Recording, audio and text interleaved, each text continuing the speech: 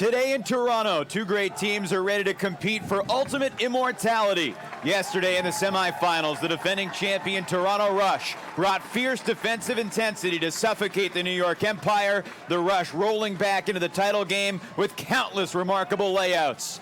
Their opponent, the Bay Area Giants from San Jose. After a slow start in their semi, the Spiders soared past Madison to create this Sunday showdown that Ultimate fans across the world have been hoping for. With a roster full of stars, San Jose brings its West Coast swagger, while the Rush return with invaluable experience. Can the Rush go back-to-back, or will the Spiders surge to the championship in their first ever season? The 2014 AUDL title is on the line, and the opening poll moments away.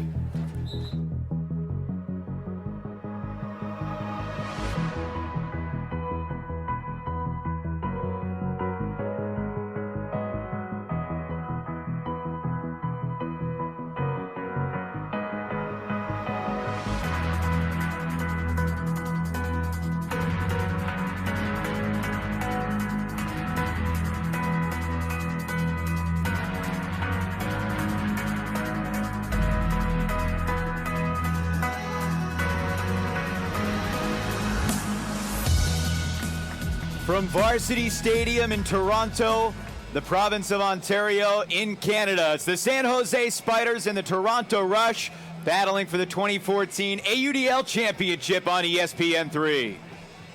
Good afternoon, everybody. Alongside perennial Nationals competitor Megan Tormey, I'm Evan Lepler. It's so great to have you with us. There's such a great energy in the air as we get to see these two great teams today. Megan, this is the matchup everybody wanted. We've got it. What are your thoughts as we're on the verge of the opening poll? This is going to be the most exciting game of the season, hands down. We've got the fantastic offense of the San Jose Spiders, and yet the phenomenal prowess of the Rush. It's going to be a battle of the two giants of the AUDL. The big question coming into the game is how much will San Jose have left? Toronto had a pretty easy time yesterday in its semifinal against New York. 31-16 was the final. On the other hand, San Jose had to overcome a multiple point deficit. They were in control in the second half, but they really took a lot out of them, and they played the second game last night. Your thoughts on how San Jose has recovered and getting ready for this game? We know that these individuals are in peak physical form. A lot of the players on the Spiders play for one of the top club teams in the country, Revolver. So they're used to having to perform 2 days in a row at very high levels. However, you're absolutely right. That is going to be the one major deficit against them today, as they've not had nearly as much rest as the Rush. So many stars on San Jose. Kurt Gibson will have the opening pull. Bo Kittredge out there as well on the D-line for the Spiders. You know, Bo, when he's not playing Ultimate, writes children's books. He's written a bunch of good ones. His next book is about dragons. Its title very well summarizes this game. The title of his next book, The Last Two. Here we go, the championship game in the American Ultimate Disc League 2014, and an inauspicious start for the Spiders as Gibson pull sails wide. Toronto offensively led by Mark Lloyd and Cameron Harris and Jeff Lindquist. Isaiah Masick, Kelly, Carl Loiseau, Adrian Yearwood, and Thompson McKnight. The primary handler guarded by Nathan White. And the first throw is a turnover, so both teams showing some early jitters. You notice on the setup that the Rush were in their signature split stack. One thing I was really impressed with in their performance against the Empire yesterday was how disciplined they were. And yet right away that first throw, just a little forced, and I'm sure the wind had something to do with it. Nathan White up into the wind, Gibson nearby, Harris nearby. San Jose's got it! What a way to break! On the opening point, it's Greg Cohen.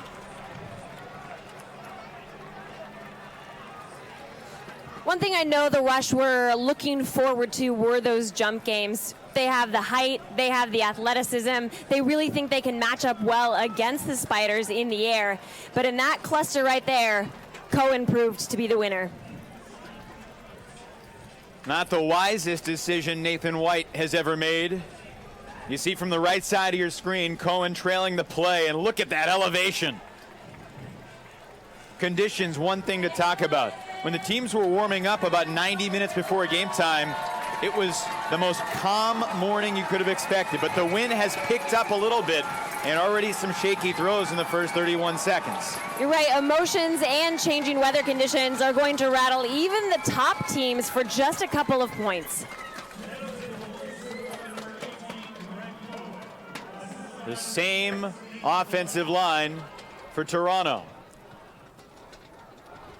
The Spiders fell behind Madison 3-0 yesterday. Obviously a better start today. That was one of the things the guys on the San Jose Spiders talked about after the game, saying they couldn't afford another sluggish start. Yearwood to the end zone.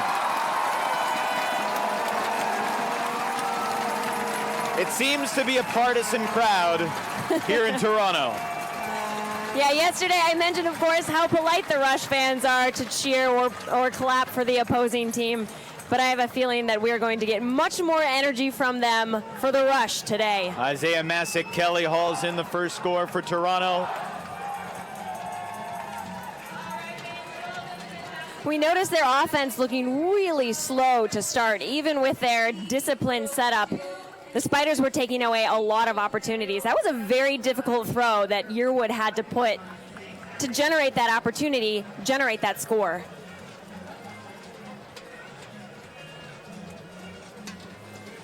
After the first point took 31 seconds, the second took 25.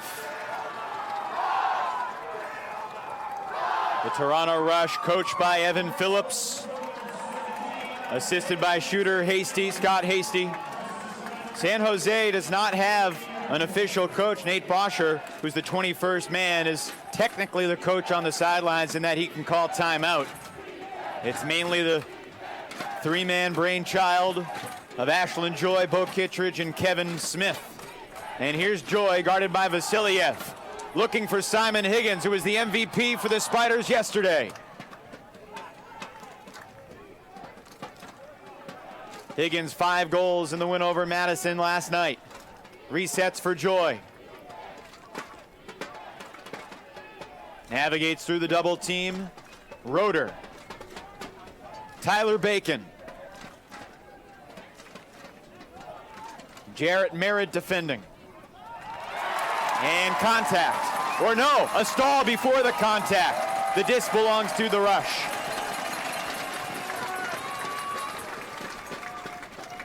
The Rush have excellent handler D, which I think is stymieing the flow of the Spiders right now.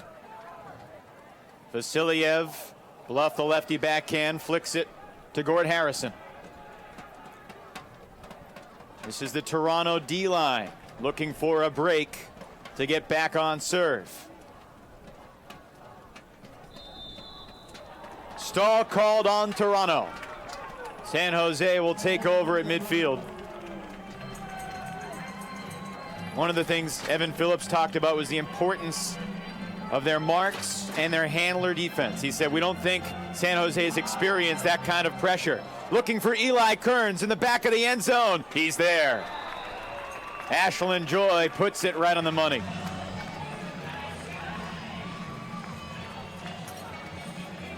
It's the ability to throw throws like that on the part of so many individuals on the Spiders that I think really give them the advantage over the Rush.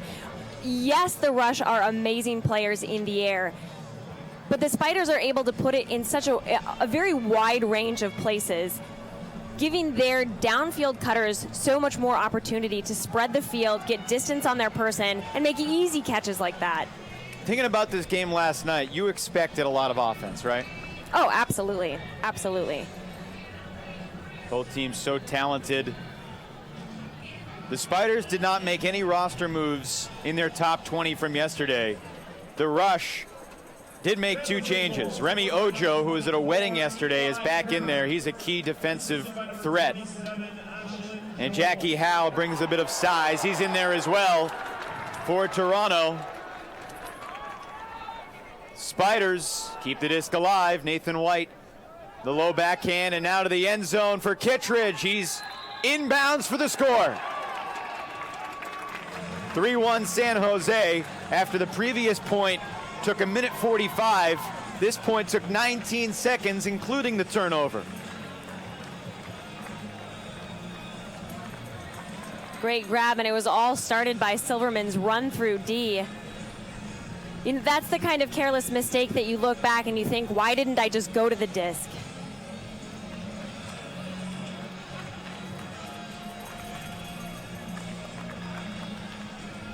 Jeff Silverman from Santa Barbara has been so impactful for the Spiders all season long.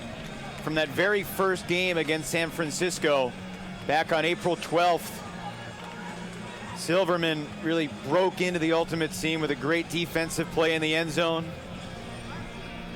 Here's Kurt Gibson to pull. Yeah, Silverman's not one of the tall guys on the Spiders. He's only 5'9", but his closing speed really allows him to insert himself on the defense like we just saw that last point. Mark Lloyd finds his teammate underneath. Jonathan Martin, push pass back for Lloyd.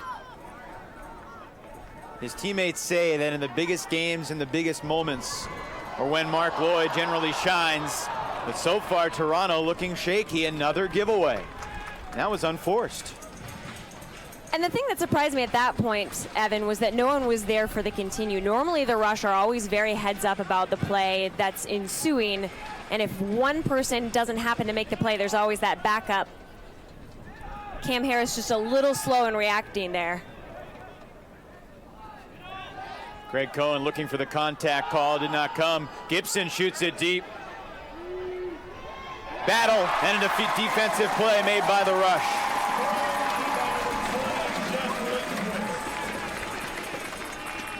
I believe that was Trevor Henry. I think it was Lindquist. You're right, Jeff Lindquist.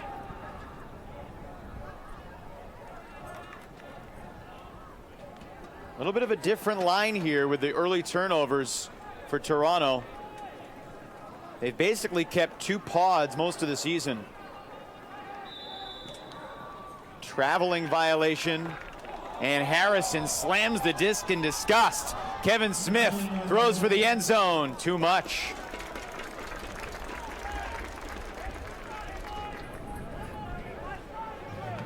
What do you make of all these mistakes early in this one, Megan? Both sides. We have seen the Rush play ever so slightly flustered before, but it was always in a situation where they knew they could get themselves out of a tough spot. This game is different. It's a team they haven't seen before, and as you've mentioned, they came into this game as the underdog, which is a strange position for them to be in. Masik Kelly shooting one for Lloyd. And again, neither team in sync offensively. 2.25 minutes have already passed on this point, and it continues as a throw in out of bounds.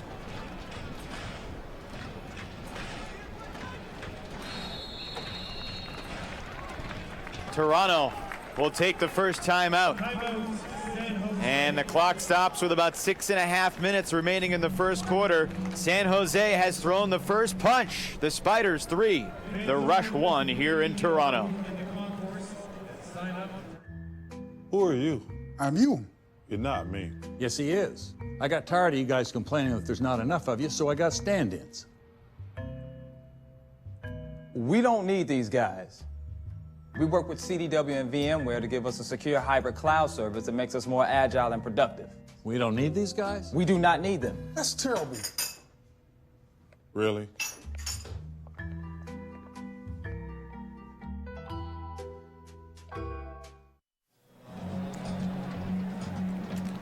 A crowd worthy of a championship game here at Varsity Stadium. Welcome back to Toronto, where the Rush are trailing early. Out of the timeout. San Jose took the timeout, and it will be the Spiders' disc with Ashlyn Joy picking up. Anatoly Vasiliev will mark him. Kurt Gibson, the nearest Spider. Trevor Henry will defend Gibson.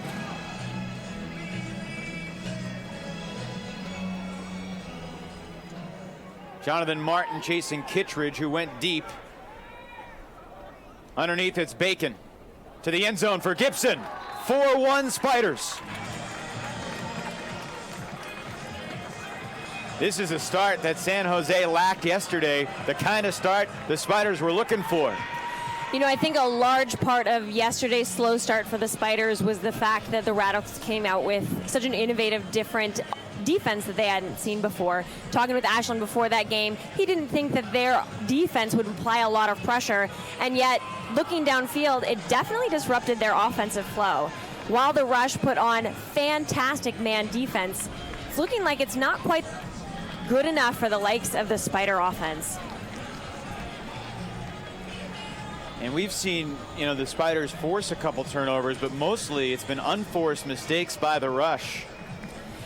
You're right, and we have seen from the Spiders that they do really well defending downfield. They take away a lot of the in-cuts for the opposing team. So I think the Rush are a little bit surprised at how they're not able to generate the quick scores that they're accustomed to. Kittredge marking Lloyd, a matchup that any Ultimate fan would dream to watch. This is Carl Loiseau underneath for Yearwood. Loiseau had a really fine game yesterday. Sashin Reyna. We've seen players from all teams slip and slide on this turf surface.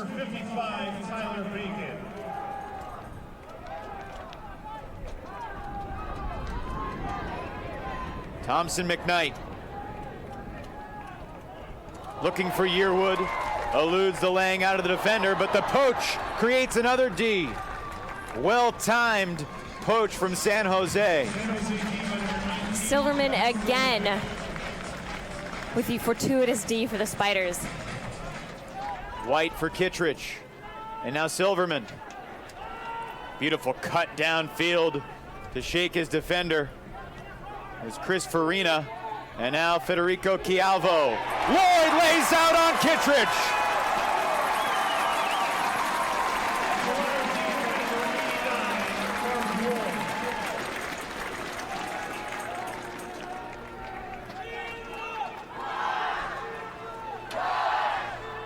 A notch in Mark Lloyd's belt right there. Loiseau takes time. 4:46 to go in this first quarter. Just tremendous back and forth action. But the one thing we haven't seen so far is the Rush taking advantage of their opportunities. Timeout on the field here in the 2014 AUDL Championship Game. We return to Toronto in a moment. Don't worry, I'll call you when I get there. Mom's not gonna believe it. Send her a picture. Are you seeing this? Wow.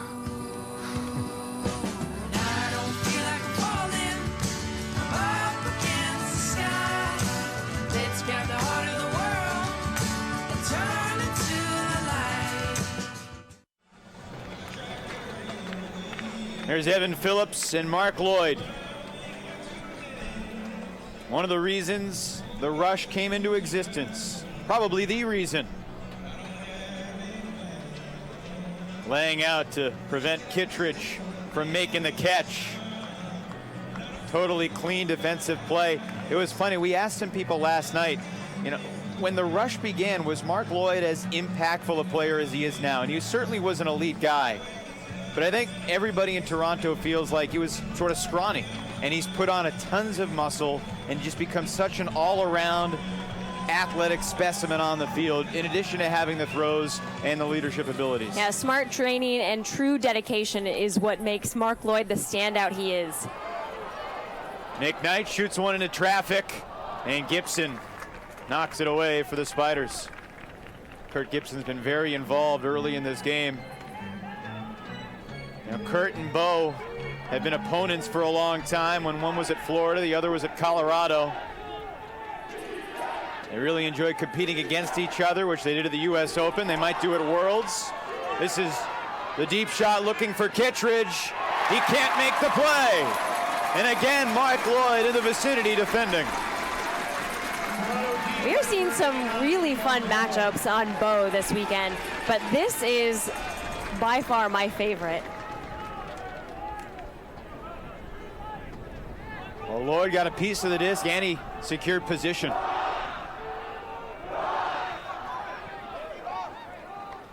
Cutting downfield, Nima Mostagimi.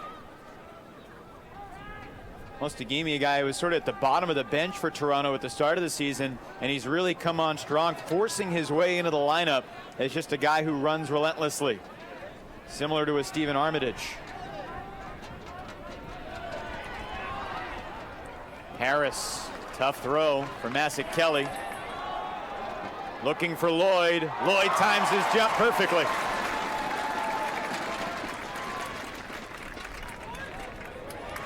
McKnight to Harris.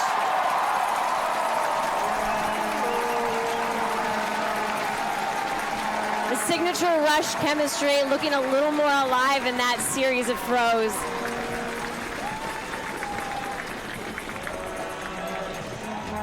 Great movement from them when earlier I really feel that the Spiders have done a good job of taking away the break side for the rush. They have the opportunity to be really impactful by making one swift throw to the break side, and then it's just easy flow from there. The Spiders have been cutting off that opportunity. Toronto back within 2 after the longest point of the first quarter from a time standpoint. 3 minutes and 14 seconds before the Rush punched it in. Toronto goals for number 91, Cameron Harris. Assisted by number 19, Thompson McKnight. Joy to Higgins underneath. Kearns. Sanchez being chased by Remy Ojo downfield. That's a tremendous matchup of speed and athleticism. Vasiliev still trying to bother Joy. Here's Kearns.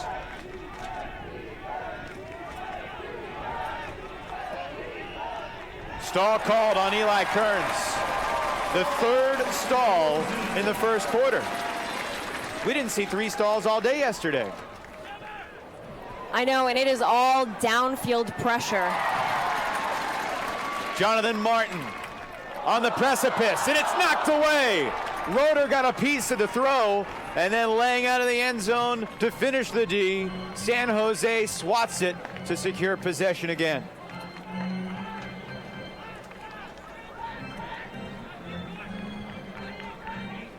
Tyler Bacon with a D in the end zone. Higgins inbounds. Kearns switches fields into the defender's grasp. Again, it's Jonathan Martin. Lindquist to Vasiliev. Into the end zone. Mike Jones for the Rush.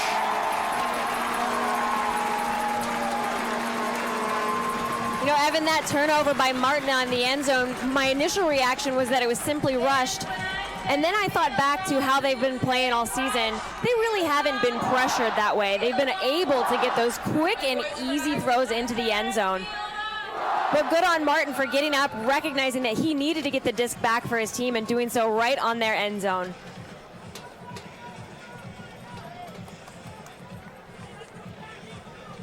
And patience here on the goal line from Lindquist. Good mark from Kearns, but you can only handle the rush there for so long as Jones able to shake free of Elbogen. 2 in a row for Toronto.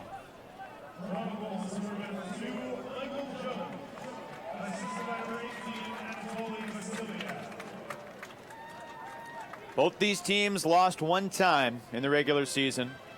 San Jose losing by 1 at San Francisco, the second of the 5 meetings between those two teams, including the playoffs. Toronto, after a perfect year in 2013. Wow, uncharacteristic drop by Kearns. That's another turnover charge to him. Toronto's lone loss to Montreal ended the streak of perfection after 30 wins in a row. Might have been the kick in the pants they needed. Given how they played their next 2 games after that loss, their win over DC Breeze 37-11, and then yesterday's win over the Empire 31-16, I'd say you're probably right. Very tricky rainbow throw, found Mostagimi. Lindquist, high release for Jones. Lindquist. Toronto on the brink of a 4-4 tie. Jones breaks the mark, and contact was called on Gibson. We're seeing the Rush holster a lot of throws they typically throw. Lindquist had the disc there, and the opportunity for a quick break with 2 Rush offenders cutting on the break side. But he knows that it's not intelligent to throw it unless it's much higher percentage. Another violation, contact on Gibson. Jones on the goal line. Gibson defends. Was there a whistle? Yes. Gibson thought he had the D. Instead, he's called for his 3rd penalty. Be really interesting one day if you could foul out of a game and how that would change your aggressiveness defensively. I was thinking the exact same thing. Isaiah Masick Kelly for the tie. With 13 seconds remaining in this first quarter.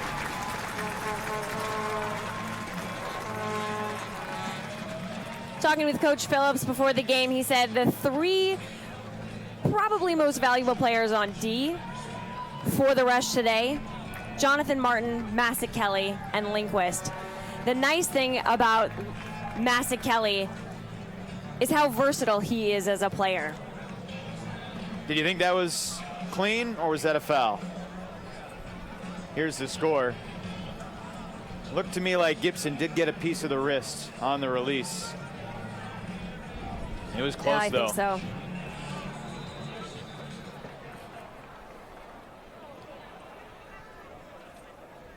Looks like either a delay of game or an offsides on the pull.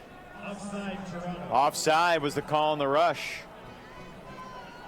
Toronto goals for number 17, Isaiah Mason Kelly. Assisted by number 2, Michael Jones. 13 seconds left in this first quarter. There's been no team better in the league at these end of quarter situations. Gibson double team, throws through the contact. Sanchez has it. 5 seconds left to Higgins. Gets the dump. One more throw. Sanchez switching fields for Kittredge. Yes, sir. At the buzzer at the end of 1, the Spiders retake the lead at 5-4. That's the first goal for San Jose in 6 minutes and 23 seconds. First quarter, the San Jose Spiders 5, the Toronto Rush 4. Seen some ebbing and flowing from both teams, but I'd say the more consistent team on the field right now would have to be the Spiders. They look a little more comfortable in this uncomfortable and tight game. Just great awareness of both the width of the field and the amount of time remaining to turn that 13-second possession into the go-ahead score. That snaps the 3-0 Toronto run. And at the end of 1, the Spiders 5, the Rush 4. 36 minutes of ultimate still to come here in the 2014 AUDL Championship Game on ESPN3.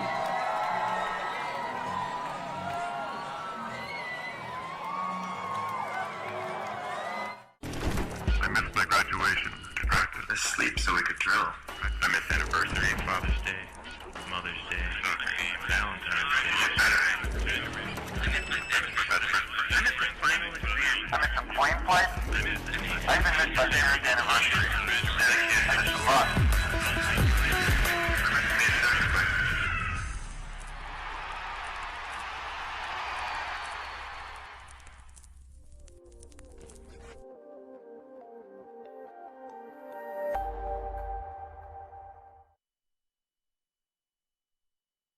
Don't worry, I'll call you when I get there.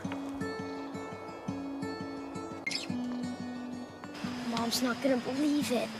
Send her a picture. Are you seeing this? Wow.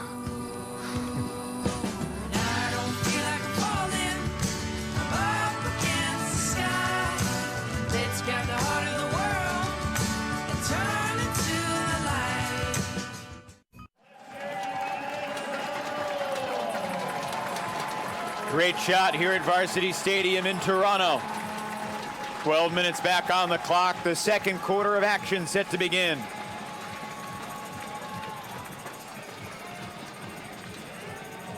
Mistakes characterize the early portions of the quarter, and then even in the final play, That 13-second possession made much easier because of the offsides on Toronto's pull. Gave the Spiders the disc at midfield.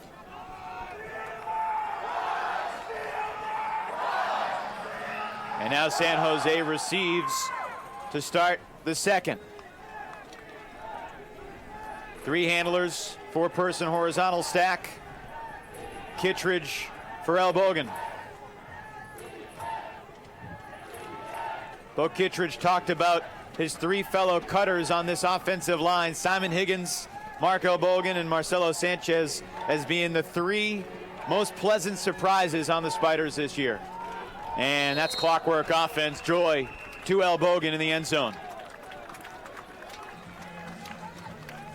Now Kittredge said he's been familiar with Marcelo Sanchez for a long time. They've been teammates with the Revolver, but Simon Higgins played mixed with the Polar Bears. Santa Barbara product, Mark Elbogen, has played against Bo, played against the Revolver guys, but becoming a teammate has changed things considerably. And now the score is 6-4, 29 seconds into the second. Yeah, in addition to the obvious Bo Kittredge, Simon Higgins and Elbogen have been really interesting players to watch downfield. When you have players like Bo, like Kurt, like Ashlyn, who can put up a variety of throws, it's great to have receivers who can catch a variety of catches. They're both very athletic and they're willing to lay out the body to make the play. And a guy like Kittredge has played with and against so many other great players. I asked him, what does a guy who you never played with before have to do to earn your trust? And it was interesting what he said. Basically, you play with intensity, you be reliable, and you make a lot of things look easy when they're not easy. I mean, that's basically how Bo would describe himself, and I think you play like Bo, he'll respect you. That should be easy. But he talked about, a lot of times throws are not right on the money, and you still got to make the play. This is Mostagimi looking for Yearwood, just shy of the goal line to Lloyd.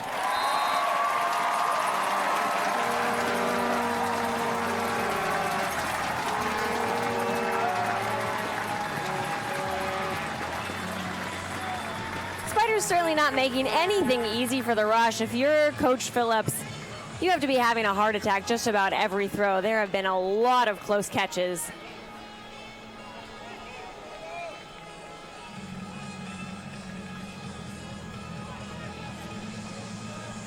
San Jose with a lot of aggressive layouts.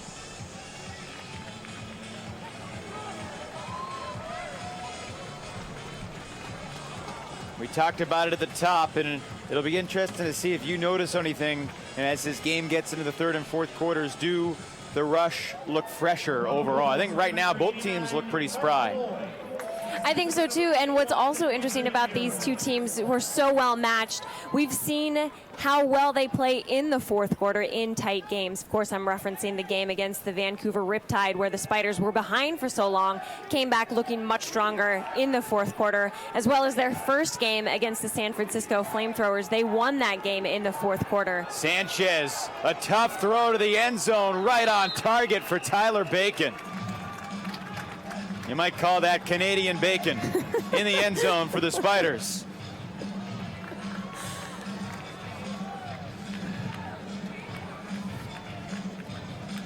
And a really tough throw.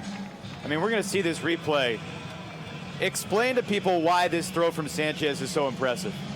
Well, he really had to wrap his own body around his defender to get out of the way, and then watch how the shape of that disc curves away from the rush and towards the back corner of the end zone.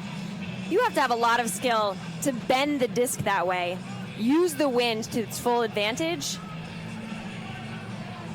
I mean, Gord Harrison was really right on his back, but had no chance at the disc because it was positioned directly in front of Tyler Bacon. And just a fraction of a degree of more bend, and that disc was going out of bounds. Exactly right.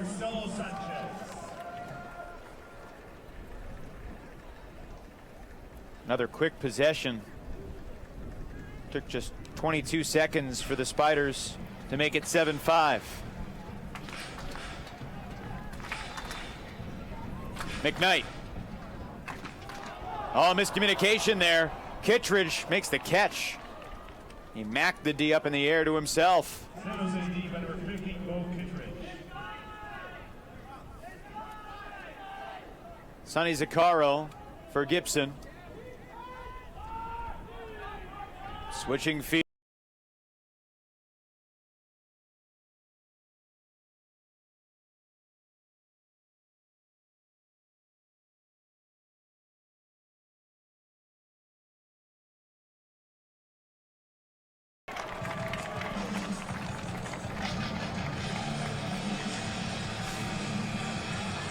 Nathan White, another lanky individual on the San Jose Spiders. He is 6'5". As we watch that play again, you'll see how he's able to use his height advantage to the nth degree to get that disc around his defender. Of course, making a very difficult catch for Gibson there. And here we see the D that sets up the Spiders score. Really got out far and low. Oh. And Kurt Gibson made an amazing last-second grab at that Plucked disc. it with a left paw right before it hit the turf. Or did he?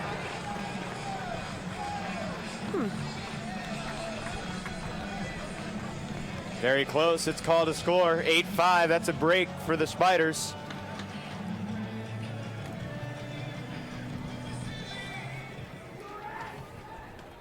San Jose Bulls with number 20, Kurt Gibson.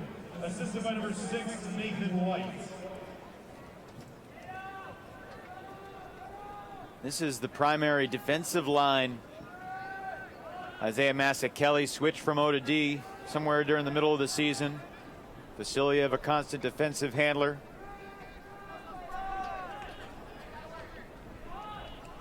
Massa-Kelly throws it deep for Lindquist, but I believe a receiver's travel perhaps, or a pick was called downfield.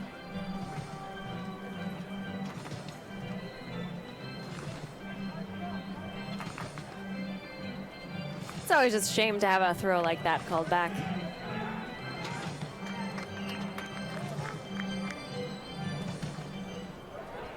That floats for Loiseau. A little bit too much air under that one, but Lindquist hauls it in. Another bouncy throw, and Harrison was fouled on the reception attempt. All those throws just a little too lofty, giving the Spiders an opportunity to get the D.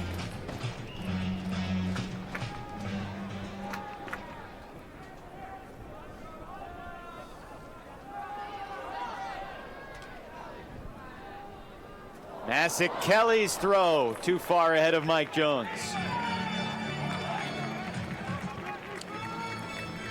Another unforced turnover.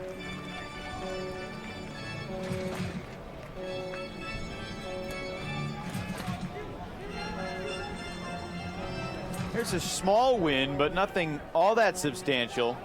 You've really lucked out with the weather. Another gorgeous day here in Toronto.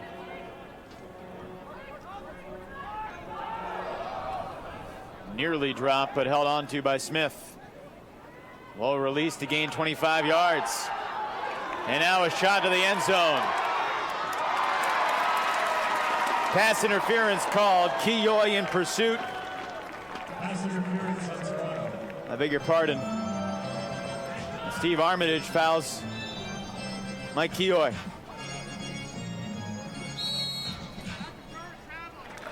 Traveling violation called as we return to live action, and that's a turnover. Timeout Toronto. From the sideline, Evan Phillips takes the break with 7:18 to go here in the second quarter. Phillips sensing the importance of this 80-yard destination downwind. The Rush trailing by 3 here in the second quarter in the AUDL championship match. Money fight! They get to throw money around, and we have to watch every cent. At least IT is being responsible. We got CDW to upgrade the whole company to the latest HP printers. Increased productivity and saved us a fortune. Charles, grab a bucket and join in. Charles, you don't bring pennies to a money fight.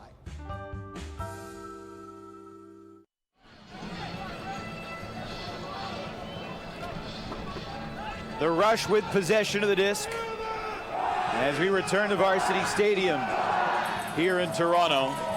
Along with our entire Fulcrum Media Group team, I'm Evan Lepler alongside Megan Tormey.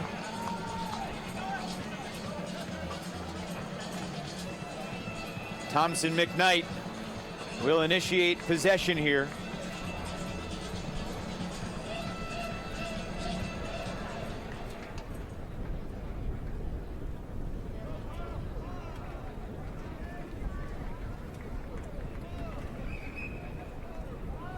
Massac Kelly. White right on McKnight. San Jose pushing the Rush backwards until they advance for Yearwood. Silverman on Yearwood. White was covering the dump, so McKnight able to air it out, laying out for the high rack backhand. In traffic, Jonathan Martin to the end zone. Loiseau the score, Martin the sky, the Rush within 2. That was amazing, and for Martin to stand up and have the wherewithal to keep his feet and make that quick throw to Yearwood, great score by the Rush.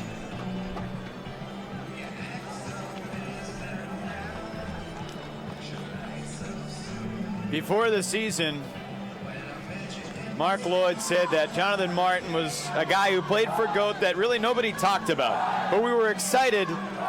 We're excited about the athleticism he's going to bring, especially on the larger field. Plays like this.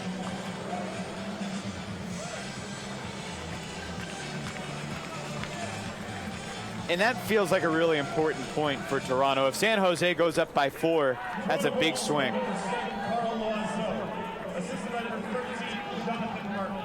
Yeah, that's one of those points that does so much for your confidence level, as well as just keeping it within the realm of physically possible to come back. Great job breaking the double team. Sanchez to Bacon shooting for Higgins. What a sky! For Kearns. Bacon open in the middle, and he lays out to haul it in. Lefty to the end zone. The entire offensive sequence of that point initiated by Bacon's recognition of the double team. Lefty to Kearns in the end zone, but Sanchez was being double teamed with a poach. It was Bacon's man. He went up line and forced Toronto to play on its heels the rest of the way. Simon Higgins, big hops, didn't hurt either. Absolutely. He went up, I think, before Martin even was prepared to go up. It's a great sky by Higgins. But you're right, the double team can be so effective at taking away opportunities. But if you as a handler have the throws to get around it and also have the wherewithal to see where that one open player is, that can be incredibly dangerous. There's a goal, score number 24, Eli Kearns. Assisted by number 55. The previous point took over 3 minutes. This last point took 30 seconds.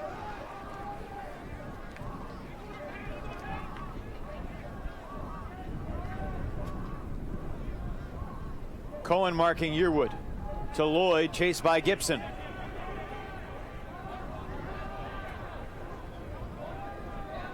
McKnight continues the swing. Massac Kelly for Cam Harris. Kittredge on Harris. Too far ahead for Yearwood, and it's intercepted. And now Kittredge taking off. They're looking for him. Cam Harris defending. Kittredge breaks away and scores.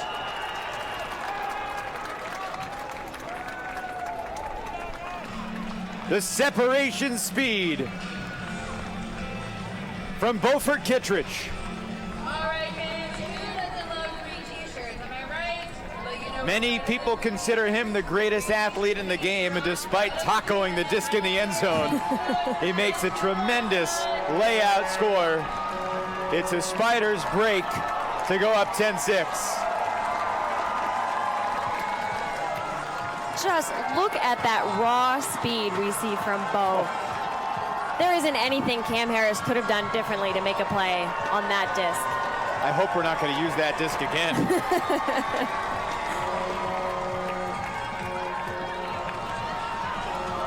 Largest lead yet for San Jose.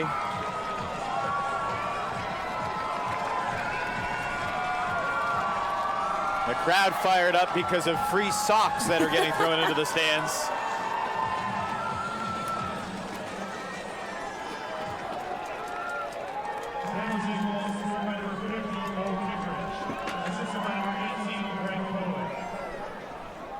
Lloyd. Mostagimi. Vasiliev made a cut from the far side of the field. He just came about 50 yards diagonal.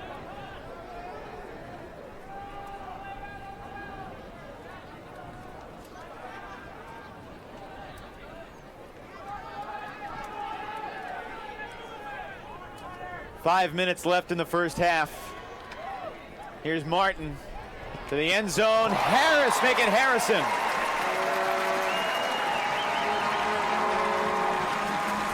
The disc kept rising. Gord Harrison did too. Yeah, Harrison making some great plays on discs today that are just a little bit tricky of a read. He's timing things perfectly, because with the wind and with the loft that we're seeing from some of these rush throws, you really have a narrow window of opportunity to grab them.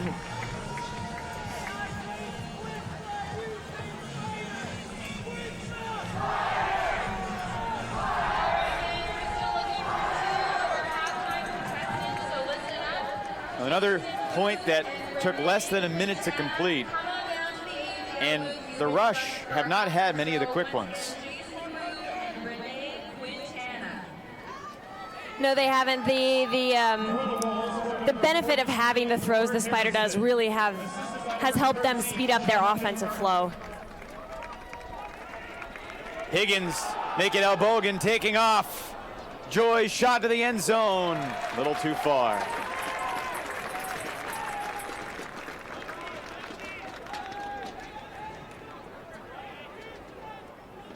So the Rush an opportunity, 4:30 left in the first half.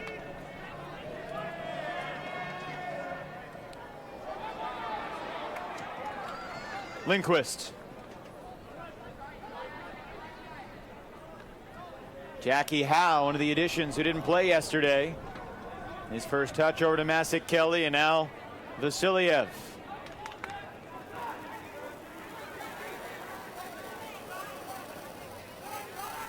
Vasiliev burns Joy up line. Vasiliev drops a hammer. Incomplete. Intended for Isaiah Masik Kelly, and Elbogen got in the way to mix it up. Yeah, Masik Kelly still had position on the disc. I think he was the more likely of the two to catch the disc, but having a defender like Elbogen in your face can certainly trip you up a bit.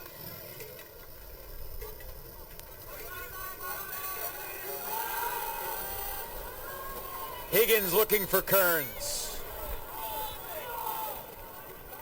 Sanchez fumbles it away. Kearns a little too much pep on that short range throw. Both teams have missed chances on this point. 3 minutes in the half.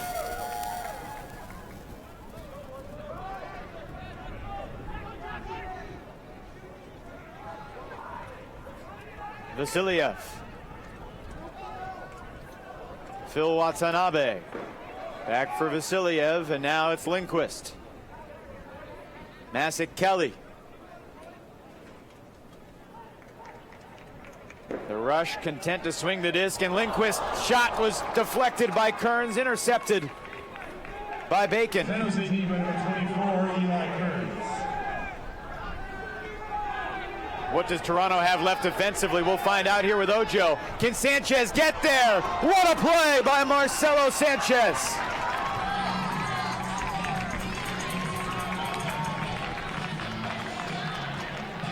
All 3 times the Spiders advanced their end zone this point, it was with a long throw.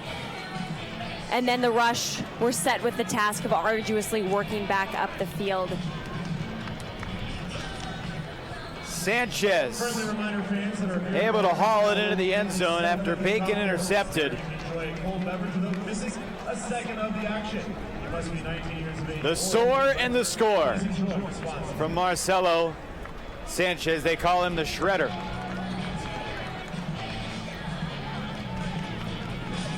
(11-7).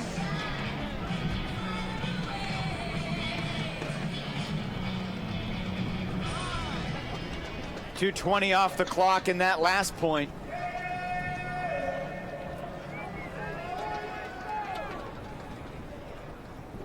The Spiders are winning the second quarter right now, 6-3. San Jose goals for number 22, Marcelo Sanchez. Assisted by number 27, Ashlyn Joy.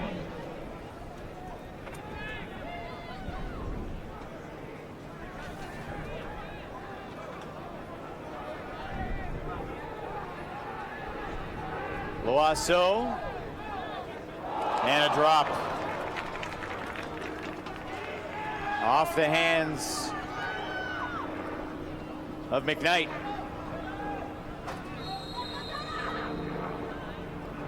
Timeout, San Jose, I believe, with 1:37 remaining in the first half. Layout from Kittredge, layouts from Sanchez, suffocating defense, and the Spiders by 4. 97 seconds remaining here in the second quarter. I missed my graduation, distracted. Asleep so we could drill. I missed anniversary, Father's Day, Mother's Day, Valentine's Day, Saturday.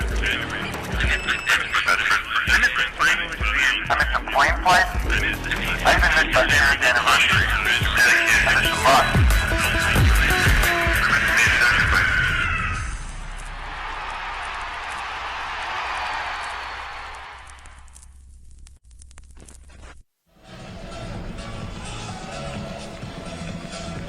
Ashlyn Joy, Kurt Gibson walking back onto the field. Those two were briefly teammates in the past for the team that represented the U.S. at Worlds when Kurt Gibson picked up with Revolver in 2012 and won the gold medal in Japan. Many of their opponents in the semifinal game against Furious are playing for this Toronto team. Guys like Yearwood and Vasiliev.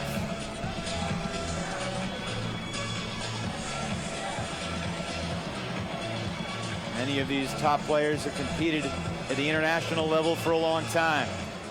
Off the quick restart, Gibson throws and goes. Joy lost his footing.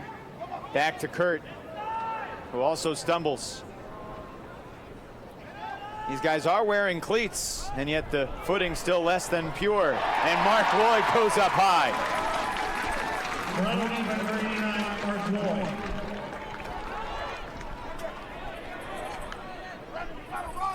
Cam Harris. Back to Lloyd. Vasiliev. Loiseau. Yearwood. Under a minute to go in the first half.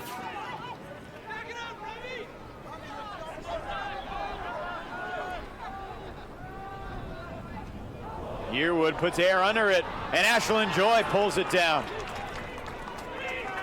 That's the kind of play that has killed Toronto here. Yeah, we are absolutely seeing some throws that we're not used to seeing from the Rush. I know they probably feel an intense pressure, but they're being driven to throw things that aren't the best decision. Gibson throws it away. The deep shot way too far for Higgins. 20 seconds for Yearwood in the Rush. Harris lets one fly. He wants Lloyd. He's not in the end zone. Hammer. This will be a score if Ojo hauls it in, which he does.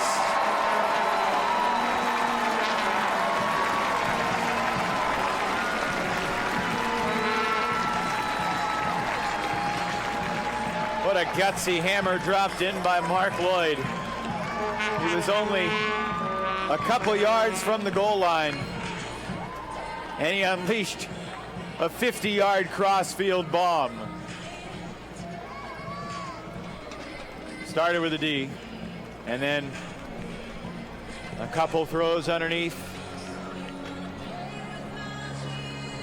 Setting up Harris to Lloyd. They've played together for a long time, too. They were adversaries collegiately and then came together for the Canadian national teams. And Remy Ojo, member of the U23 Canadian team. Last seconds of the half for the Spiders. Gibson, Cohen all nearby, Lloyd as well, and Cohen does it again! Greg Cohen in the final moments is Superman for the Spiders.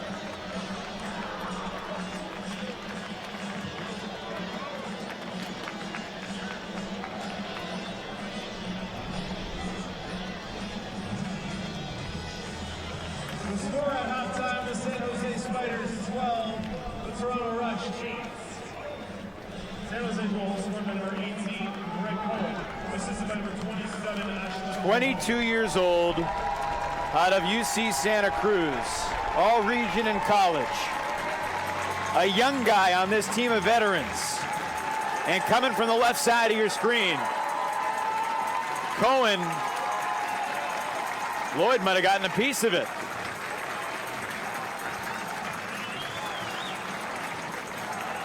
Four seconds left in the half, and the Spiders score to take a 4-point lead into the half. Greg Cohen with a superhuman play, and he's down on the field to talk about it with Megan Tormey. Thanks so much, Evan. What an incredible play there, Greg. Why don't we talk about that? What was going through your head at that point? You know, it's one of those where you just got to throw it deep and try to catch it, and I was lucky to be in the right position. So just went up and ended up getting the right position right there. Well, very exciting to see your big play on the Jumbotron here. Yeah. Let's talk a little bit more about that half as a whole. What's going on for you guys?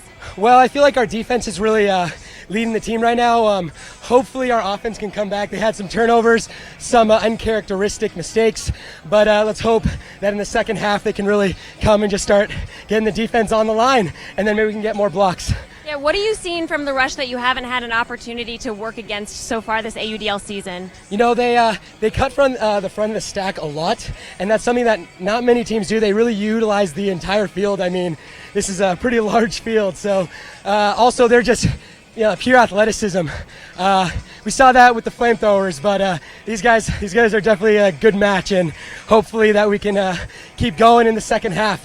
All right, well, we'll be eager to see how the second half plays out. Good luck, and thanks for talking to me. Thank you so much. Back to you, Evan. I'm going to go to the handheld.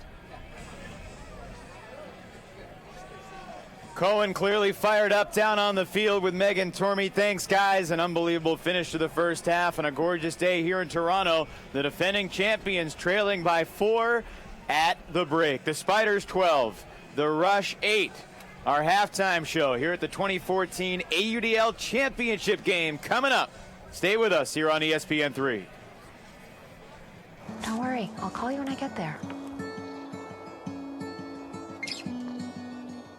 Mom's not gonna believe it. Send her a picture. Are you seeing this? Wow.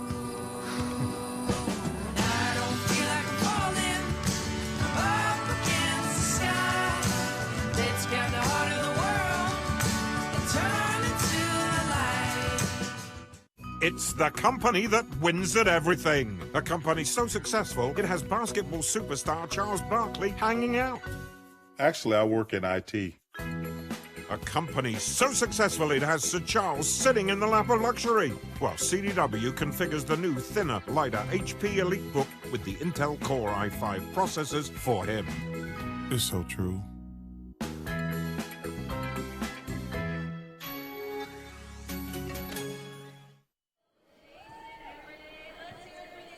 Welcome back to Toronto. Your halftime score 12-8. The Spiders in command against the Toronto Rush. We are joined up here in the broadcast booth by one of the great supporters of Ultimate, Rob Lloyd, thank you so much for taking some time. You're a Canadian native. Your son plays for the Rush. He does. I know you have mixed feelings about the score right now, but take me through your mindset as you watch this battle unfold here in Toronto. Well, obviously, I've got a son on the team and cheering him on, hoping that 4 points isn't too much to come from behind. I live in San Jose. I've watched the Spiders develop as a new expansion team, and what better demonstration of the quality of the play, of the athletic capabilities of this league and these teams than the first half. From a personal perspective, hoping for a little bit of luck in the second. I hear you, and you've been such a great supporter to Ultimate. I know it sort of began when you and your son had breakfast back in 2009, 2010, just Santa Cruz, and from that moment, what burned inside of you to make this happen, to help make this happen? Well, Evan, I'm not sure if it's much different than what burns inside of you about Ultimate and so many people. This is a fantastic sport. It is unbelievably athletic. We're seeing some of that today, and we've seen it all season. We just haven't had a chance to have enough people appreciate this sport. So the opportunity to invest with a group of friends and colleagues and help this fledgling league get off and expand and do some of the things we're seeing today and keep moving forward, that's what has been very gratifying. I am so excited about the potential of Ultimate. I think it's the next great sport.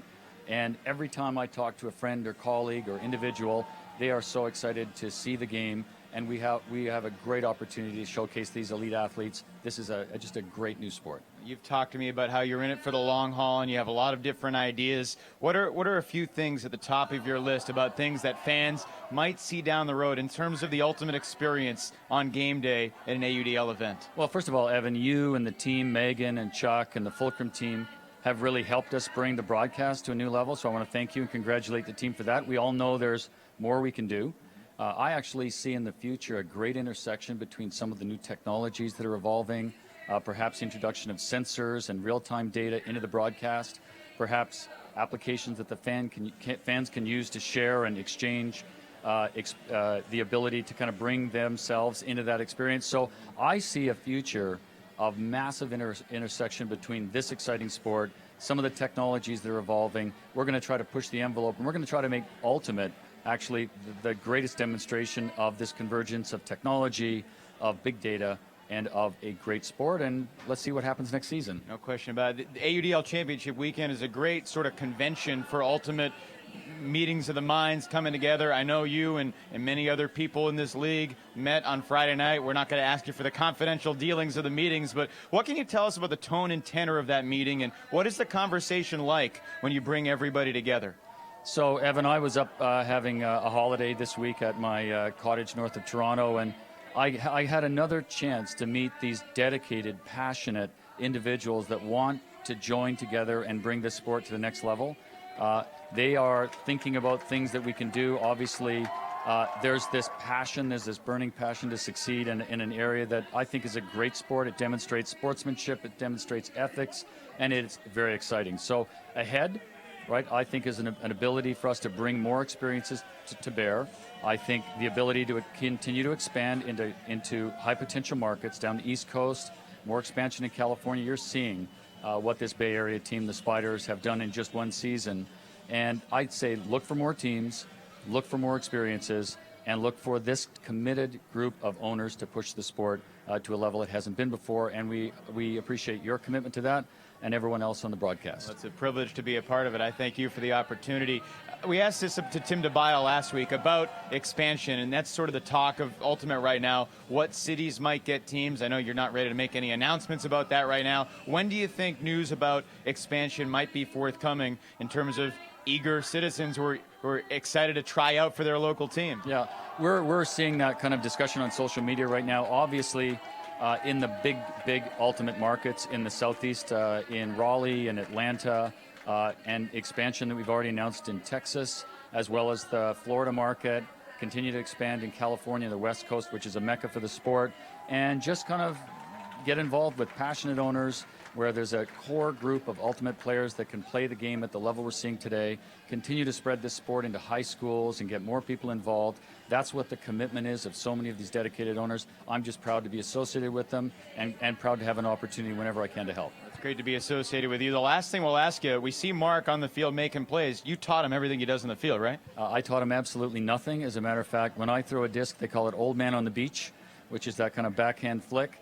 And that's the extent of my ultimate skills. I don't know where he got his from, but we hope that he can sort of show up with even a bit more in the second half. 4 points is a lot, but let's see what the Rush can do against a very, very exciting San Jose team. You certainly did something right. Rob Lloyd, it's great to know you. It's great to have you here. Thanks so much for joining us. Look forward to the second half. Evan, my pleasure, and thanks for what all of you and the team do for the sport. Thank you. Thank you so much. We're here with Rob Lloyd. Let's send it down to the field as Megan Tormey's down on the field with a member of the Toronto Rush.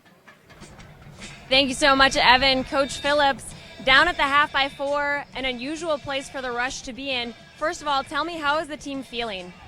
We got a little down during the game. We picked it up in the locker room. Our mentality flipped, and we're going to come out strong for sure. But we haven't been down, and we felt it for sure, to be honest. So emotionally, you guys have turned things around in the locker room. What are you going to do strategically? Let's start with offense to battle out the Spider defense. Well, we're trying to win it with our throws right now, and it's windy, and there's tight D, and we need to use our legs, move the disc side to side, which we do so well, and we just weren't for the most part today. So just go back to our roots and remember what got us here. And then it looks like the Spiders are having an easier time with a long game than you initially thought. Any adjustments there? They're big and tall. Just our marks. Hopefully get on them a little harder, make it a little harder to throw because they're tall guys. We're making it hard. They've made 5 highlight reel grabs, I think. And normally that's a victory for the defense, but they're catching them. So. Well, there's 10 minutes left in the half. I'll let you go finish your pep talk to your team.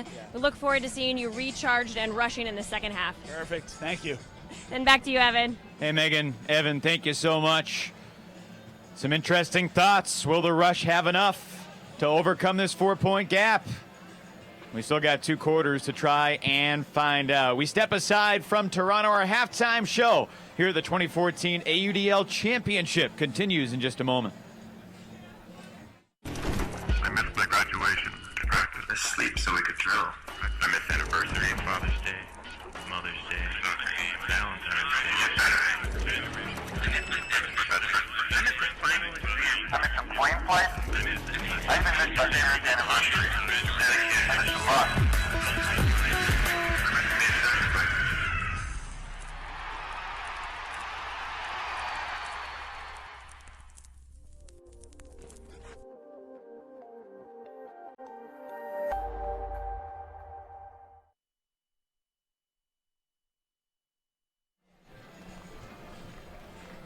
A picture-perfect day here in Toronto. The Rush fans holding out hope of a comeback against the San Jose Spiders, the upstarts from the Bay Area. It's been such a tremendous season in the AUDL. 17 different teams over 3 divisions, the East, the Midwest, and of course the new additions out west. A lot of memorable moments. Let's take a look and see some of the great plays from the 2014 AUDL season.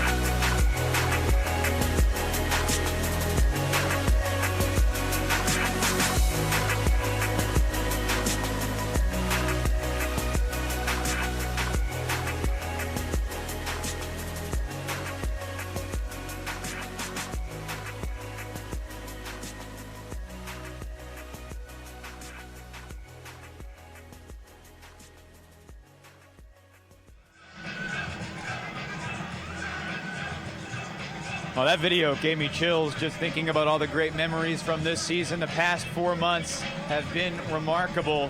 We still have 2 quarters of Ultimate remaining here in Toronto. Championship weekend continues alongside Megan Tormey. I'm Evan Lepler. And Megan, when you think back to some of the great moments in this season, what really stands out to you? A lot of the highlights on that for sure. Well, it seems just like yesterday that you and I were traveling to Montreal for the first time to watch the Royale battle the Rush, and I think that was probably the most sparkling moment for me this season. Not only the plays that we saw from the Royale, but the unveiling of their franchise as a whole was really absolutely incredible and gave me so much hope for the future of this sport. We've seen a couple of the Montreal owners here in Toronto the past few days, and that one highlight with Yolande Cabot laying out in the end zone and the crowd just coming to life.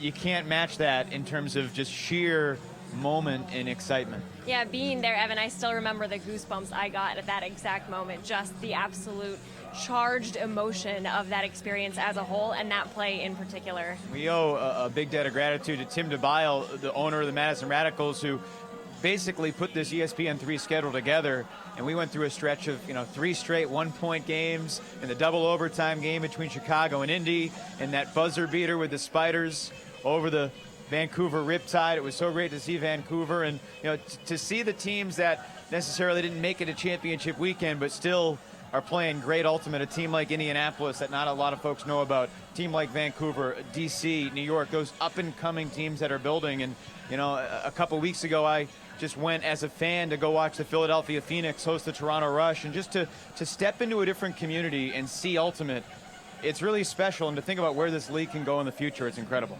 And I just think the fact that we're exposing so many people to different levels of Ultimate, it's really going to help the growth of this sport. I know that's an obvious thing to say, but when you're there in the stands, it really does give you a sense of, I want to be in there, I want to play this. And right now there are so many opportunities for you to go out and do just that. Every single game we go to, I feel I want to be out there, I want to play. I've got a pretty good gig here, but it still would be more fun to be down in the field. Let's shift back our focus to the second half of this game that's coming up with Toronto trailing by 4. Let's jump into these highlights. And as you were listening to Evan Phillips, what were you thinking about when he was telling you the adjustments that he planned to make? Well, first of all, I thought it was very important that he recognized the fact that his team was a little bit down emotionally. And so they took some time to revamp that, come together and say, hey, we know we're a great team. We can absolutely do this. When I was down on the sideline, of course, I felt like the Rush were cheering each other on. We're in it. But I didn't feel the same zest that I normally feel when they're all out on the field. So I think it's important that he address that first and foremost. Second of all, he made a really good point. They are making the long game difficult for the Spiders. If they adjust their marks, perhaps they'll take away some of the immediate looks from the Spiders, limit their long game, because they absolutely can't take it away altogether. And then intelligently, he's advising them to start running a little bit more. They are trying to force throws that we haven't seen them put. They have great throws, they have long throws, but they're trying to rely on them. And that can happen in a game where the opposing team is really good at hucking. It makes you think, if they get down the field in one throw, I have to too. Have you ever interviewed anybody who was more excited than Greg Cohen? No, absolutely not. I was definitely not on his level. He was pumped up, but it was really exciting to be around at that time. He paused to look at the big screen to see the play that he had just made. He knew that it was a big one. He knew that it was huge, and of course wanted to stop and recognize that. That energy was still just radiating off of him as we were talking. Well, a mistake at the end of the first quarter gave San Jose a short field and allowed them to punch it into Kittredge. And at the end of the first half, just 4 seconds to go, it worked out. Back and forth, both teams missed opportunities. And as you said, Toronto with more unforced turnovers. But it feels like Evan Phillips was more focused on their defensive effort than their offense. But did he seem pretty confident the offense would turn around? Well, I think maybe I relayed his message a little incorrectly. I asked him both about offense and defense. I think he was giving equal consideration to both. He knows that he has such talented players who are able to specialize on either side of the field, yet be a force when they turn the disc and are then on O, or if they end up as the offensive line having to play D. All the same, I think that the answer offensively is pretty simple. We know they can play better than this, and they have to, and that's a hard that's a hard critique to take. That's a hard idea to quantify, but it is what they need to do right now. That layout from Kittredge was tremendous. Harrison climbing the ladder. And here's joy to Marcelo Sanchez, right up there in terms of great layouts. Shredder in the end zone for the Spiders.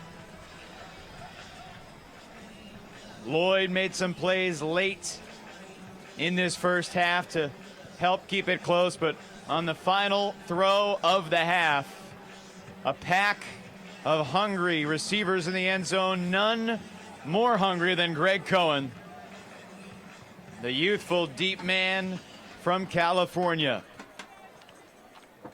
Second half, 30 seconds away. We're right back in Toronto.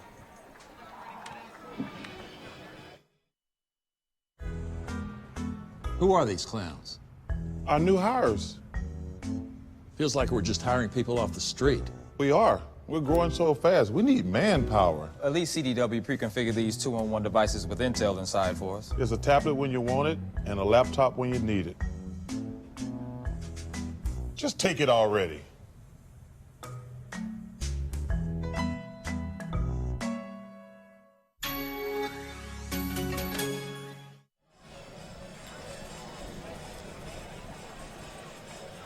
Welcome back for the start of the third quarter here in Toronto. The Spiders will pull, leading by 4. The D-line out there for San Jose. And we'll learn a lot about the rush offense right here. If they get broken and fall behind by 5, that would be pivotal. You expect the rush to work it in. Massac Kelly for Harris, right back. And now Thompson McKnight. Looking deep, Cameron Harris the target. He's there.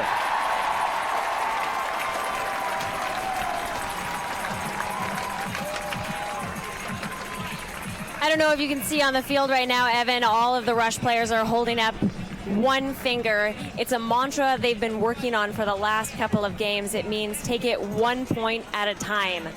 They're not thinking about this quarter. They're not thinking about this half. Nor are they thinking about the past half. They're thinking about what's going on right here, right now. The rush score in 21 seconds.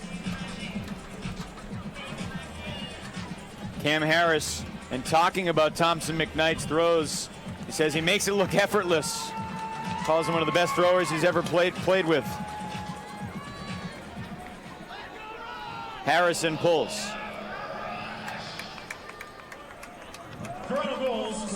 Kittredge out there on offense here as the pull sails just wide.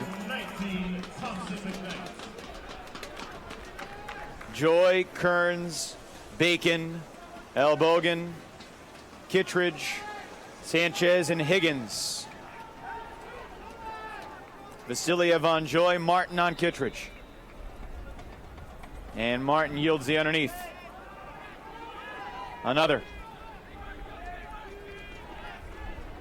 Martin double teams and Elbogen just threw it to the turf. Surely a miscommunication. It looks like he assumed that Ashland would come back for that.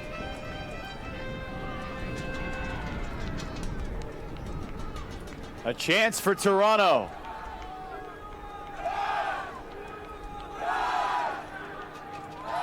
Oh my. Isaiah Massac Kelly, a clumsy drop. Double team prevents the quick huck off the turn, but the hammer for Higgins. And now underneath, Kearns, deep for Elbogen. He made the mistake. He also makes the score, and San Jose back up by 4. Frustrating point for the rush when they came out in that second half, looking so crisp and clean. Just that one drop from Isaiah Massac Kelly. And the Spiders ran with it.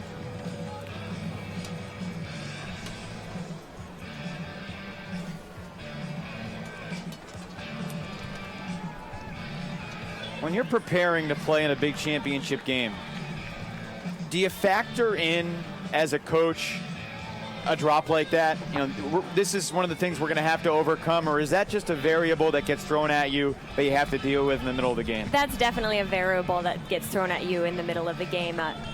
You would certainly hope that once you got to this point, you were beyond drops like that. But of course, nerves can make us do crazy things. So it's not outside of the coach's mind, just something they assume they don't have to worry about. Gibson chasing Lloyd, who's got the disc at midfield. Back for Yearwood, low throw scooped up. McKnight for Loiseau.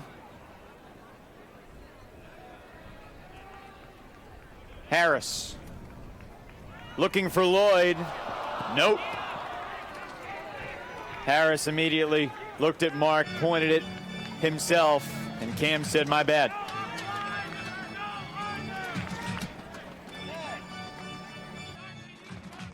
Some looks of frustration from this offense. Gibson will take it in from the front pylon. Threads the needle, and a deep shot. Looking for Cohen. He's there, much easier catch this time. Dumps it off for Keoy. And now Gibson following the play all the way downfield. Air bounce to the end zone, it's Cohen. Quieting the crowd here in Toronto as the Spiders take their largest lead of the day, 14-9. That point was started off by the long bomb from number 80, Kevin Dollar-Smith, who is a player on the co-ed team Mischief. I'm friends with one of his teammate, Lori Ikes, who says that one of his favorite cheers is, how many throws does it take to get to the end zone? One.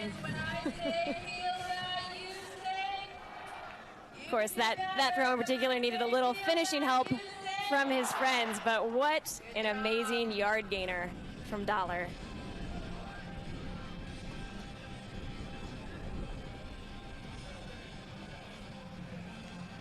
How often does the guy who caught the huck near the goal line also catch the score? Cohen again. San Jose goal scored by number 18, Greg Cohen. Assisted by number 20, Kurt Gibson.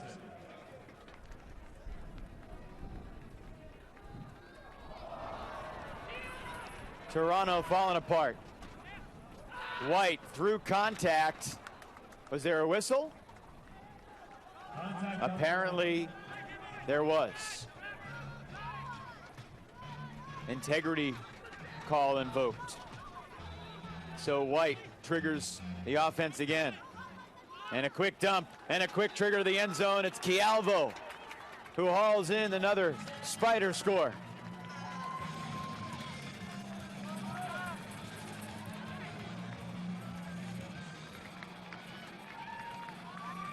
This is definitely the time where you would want to sit someone like Isaiah Mazzucchelli. Two very uncharacteristic drops at inopportune times. Zaccaro picks up the assist.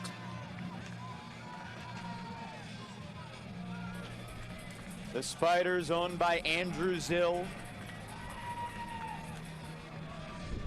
And after the game yesterday, he was barely breathing. He said that for the most fans, they enjoy these games. He doesn't enjoy them. He endures them. Just sitting watching is a workout for the guy who's got more invested, both literally and figuratively, than anybody else. You know, that's a really good point. Up here in the press box, I just am amazed at the number of nail biters we've seen. Lloyd shoots it deep. That is out of bounds. But we're impartial to the outcome, and yet it's still exhilarating to watch. San Jose goal scored by number 10, Federico Chialvo. Assisted by number 5, Sonny Zaccaro. The Spiders have scored the last 3 in this game. Zaccaro swings for Cox. Looking long for Silverman. Incomplete. Gets tangled up in the Porto Field sideline.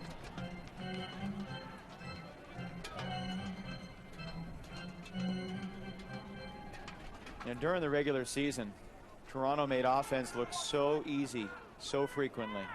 And right now, every throw, every cut, every catch looks like a challenge. Pick downfield, caught on Toronto, so the Rush will have to give up 10 yards. That's a great point, Evan, and when you contrast it with the way they looked yesterday, this is a totally different team on the field. Mostagimi thinks better of the deep shot for Armitage, and instead another careless mistake.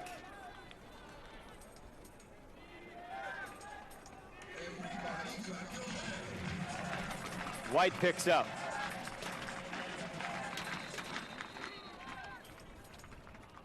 Ashlyn Joy takes a timeout from the sideline. Ashlyn basically has the power there to say, I want to hold the disc. I want to initiate the offense, so timeout, and I'll take over when we come back. The Spiders looking to make it a 4-zip run, dangerously pulling away from Toronto here in the championship match. Don't worry, I'll call you when I get there. Mom's not gonna believe it. Send her a picture. Are you seeing this? Wow.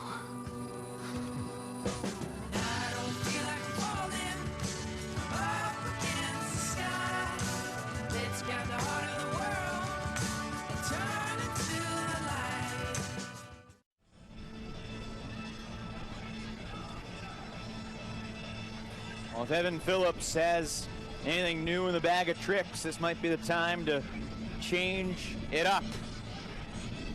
And in fact, it'll be Gibson picking up the disc. He's immediately double teamed. Joy is wide open to his right. Play hasn't even initiated yet on the field.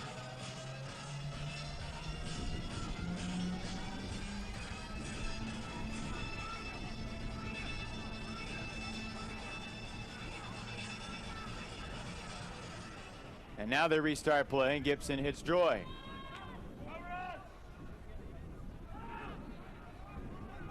Kittredge back to Gibson. The top trio in the league working together as handlers here in the championship game. Gibson gets help and hits Al Bogan in the end zone for the Spiders. There have been times this season where we have seen the Rush battle back. But I do feel that the battlefield was a little bit different. There were scenarios in which the mistakes the Rush were making were very apparent. And they had the energy and the mental fortitude to make those changes and overcome them. But right now, that point in particular, watching the San Jose Spiders offense flow as well as it does, it's an incredibly hard thing to guard. They need to start valuing those offensive points a little bit more if they stand a chance at all. But it can be really mentally defeating when you're against a team that can score so easily against your defense, who all year has been very productive. You hit the nail right on the head. You can't ask Toronto to stop San Jose out of the timeout in that situation. But you can ask them to take care of business on offense, and that's what they haven't been doing. Lloyd, another dangerous deep shot. Masik Kelly pursued by two Spiders. Masik Kelly on the second effort makes the play. Vasiliev to Masik Kelly.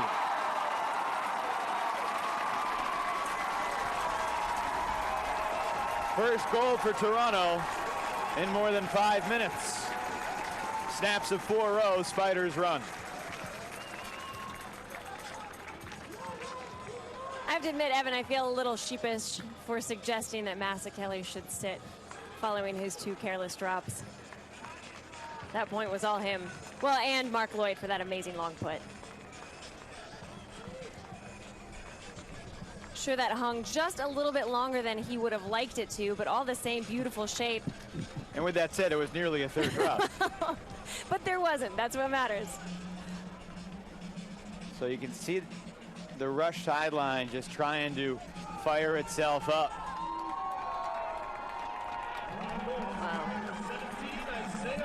We thank you so much for joining us today. Evan Lepler with Megan Tormey, Meagles 000.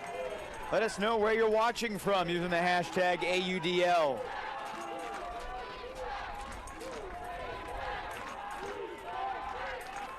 We may just mention your location on the air, especially if it's a place that Megan likes.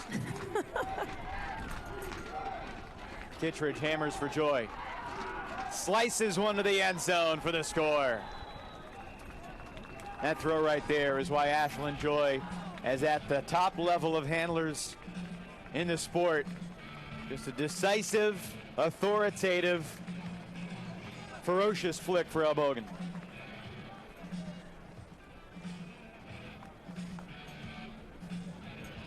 He saw it and did not hesitate at all to the back corner of the end zone with room to spare.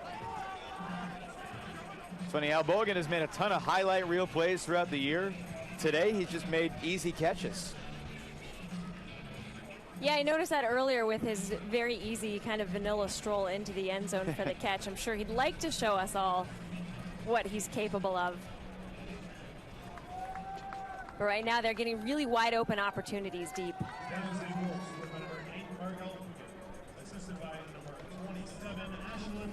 The Rush with a 7-score deficit to overcome. Midway through the third quarter, Yearwood avoids the laying out defender Zaccaro.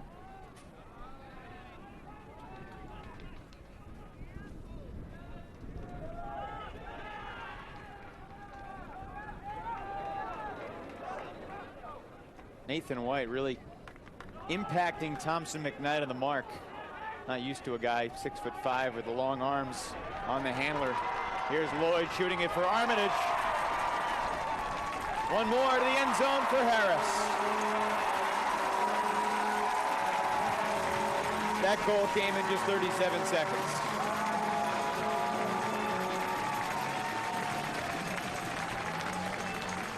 Evan, yesterday we were talking about why it's so important to follow the play, even when you think your teammate has it made. Stephen Armitage, arguably the fastest man on the Rush, makes it all the way down to the end zone. But there he is with the disc outside. Thank goodness Cam Harris was in hot pursuit for an easy score. The Spiders didn't have time to set up a D, nor was anyone on Harris.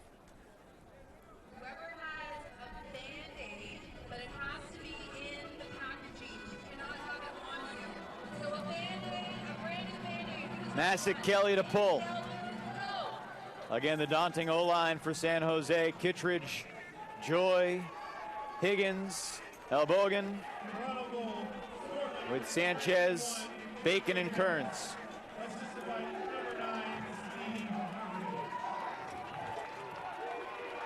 The stall count rising. Kittredge to space, and what a grab made by Elbogen. Who was that fool who said he hasn't made many highlight reel plays today? Sometimes I feel they can hear me, Evan. Stall. Eli Kearns held it a fraction of a second too long.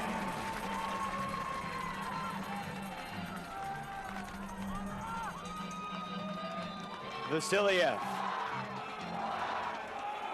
forces this, looking for Masick Kelly, and what a defensive play by Kearns, who takes the disc right back.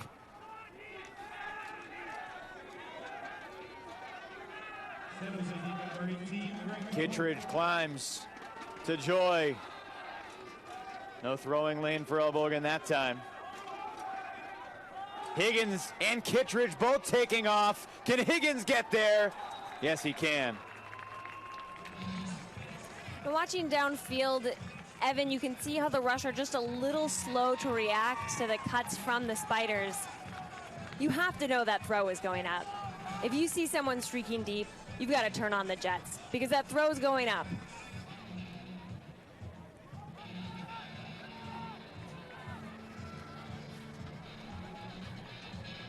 Higgins breaking away, looking a lot like number 50, who was trailing the play behind him. And another assist for Joy.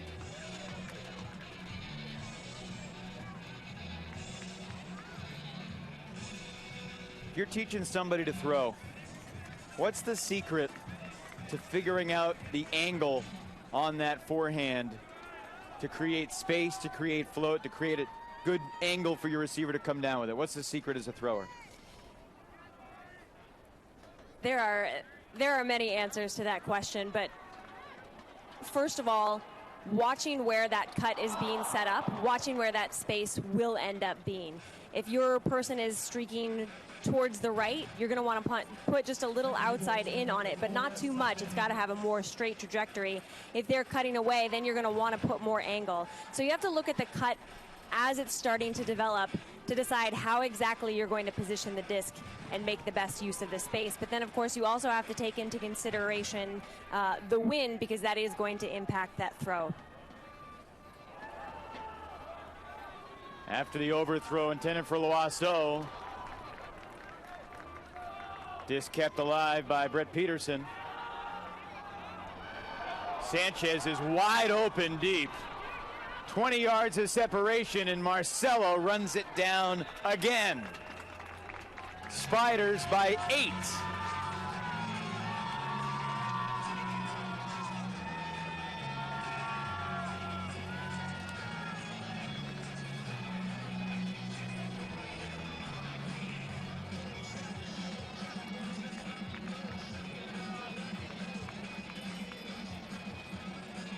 Silverman rather than Sanchez. They both were so fast and wide open. And now this Toronto team, the body language says a lot. Lloyd, Harris, Martin, Lindquist, Jones, Masick, Kelly, Vasiliev left to right.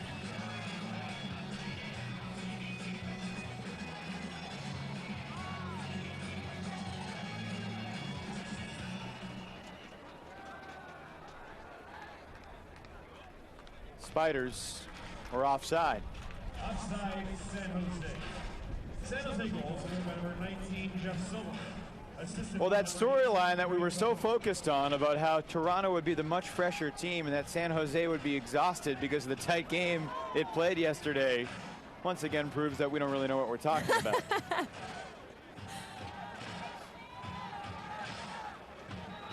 Well, I certainly don't think the Rush look exhausted by any means, just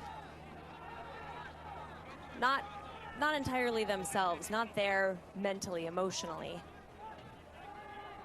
Looking for Vasiliev, a nice grab.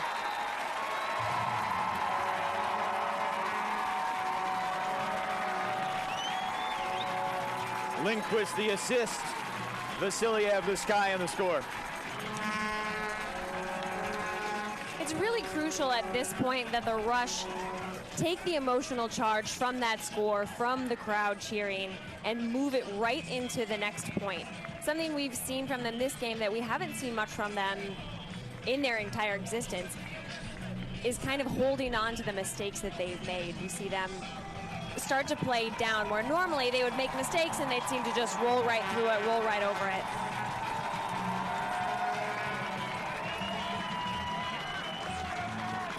The Rush are getting great support from their fans here in Toronto. Could have caught a foul there. Contact on Zaccaro as Vasiliev made the play. His pull on the far sideline is inbounds.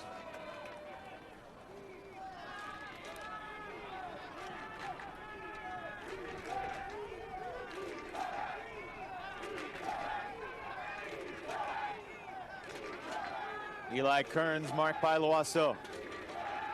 Switches fields for Higgins.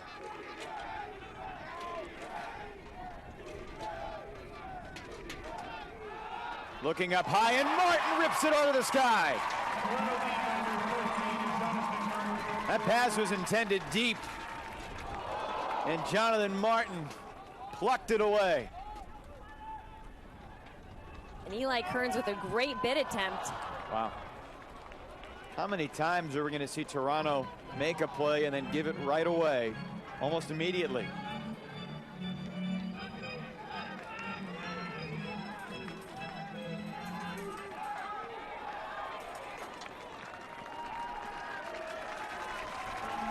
Two minutes to go in the quarter. Lucky break for the Rush on that point.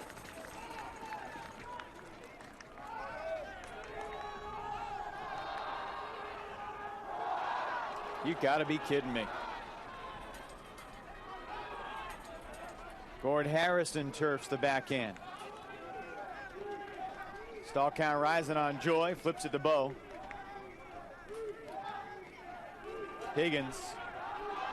looking long. Perfectly read by Tyler Bacon.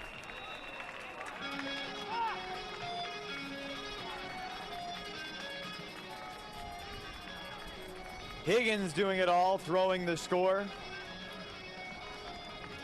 Bacon, who caught the game winner in the 1-point buzzer-beating victory over Vancouver. And it's 20-12 San Jose. We talk a lot about Revolver, the club team most of the Spiders play on. Tyler Bacon hails from the Condors, who, when I was first starting out on Nemesis and I went to Nationals, no team inspired me more than the Condors. From the very moment they warmed up to the time they stepped on the field, sitting on the sideline, watching them all wearing the same warm-up gear, running in a straight line around the field, I thought, this is what a good team should look and act like as soon as they walk onto the field. That's interesting. I imagine with great intensity. Kurt Gibson with a foot block on Lloyd. Wow. San Jose D by number 20, Kurt Gibson. All of the Spiders, great players that play great. The Rush Stars have struggled. Lloyd just shy of the layout.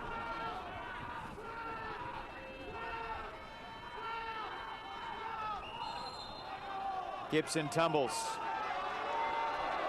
10-yard contact call.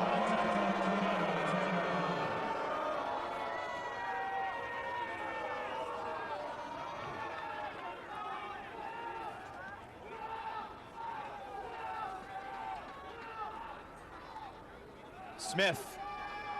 Gibson.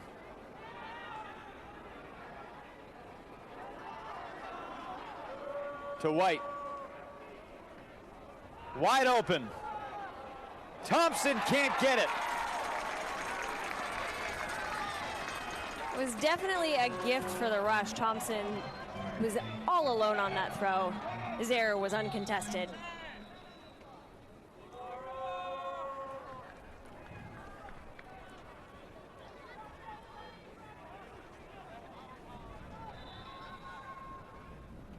McKnight through the double team, gets it to Yearwood.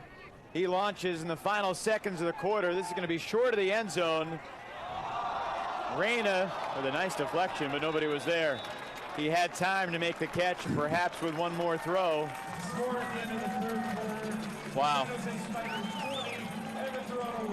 The Spiders led by 1 at the end of 1, by 4 at half, and now an 8-score difference as we take the turn for home.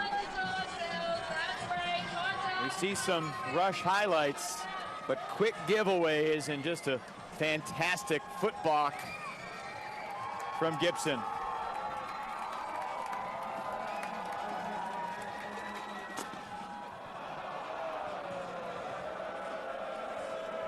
A sloppy final point. The Spiders score with 1:28 to go. And nobody scored at the end of this quarter here in Toronto. 12 minutes left. Will it be a San Jose coronation?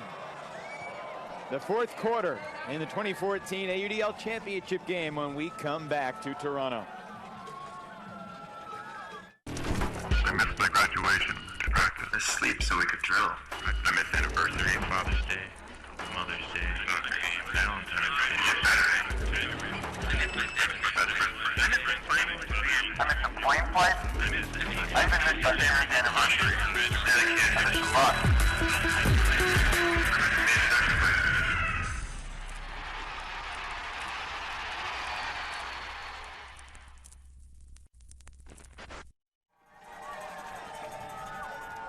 A great crowd of Rush supporters staying energized. But Toronto has given its fans many reasons to become demoralized. An 8-4 San Jose score in the third quarter. Evan Lepler with Megan Tormey, our entire Fulcrum Media Group team. 12 more minutes on the clock, Megan. Desperation time for Toronto. And they are starting to play with a little more intensity. If you watch them on D, they are absolutely rabid. I don't know that it's going to be enough, though, to make up the deficit that they've created in the first 3 quarters of this game. If any team could do it, it's probably the team that was undefeated forever before it lost to Montreal in its final regular season home game. Bounced back from that, beat Philly, and then dominated 2 Eastern Division foes in the playoffs. In the 2 playoff games leading into today, Toronto had a +41 goal differential. San Jose had a +13 goal differential. You wonder what the Madison Radicals are thinking right now. Madison falling by 3 to San Jose last night. And there were 4 or 5 key plays from that Spiders Radicals game that everybody talked about after the fact as being, mistakes Madison made that were simple, that were goofy. That helped to be the difference. Yeah, I agree. I think there were 3 regrets that the Radicals should have. And coincidentally, they lost by 3. But Evan, I don't think the transitive property applies so simply here.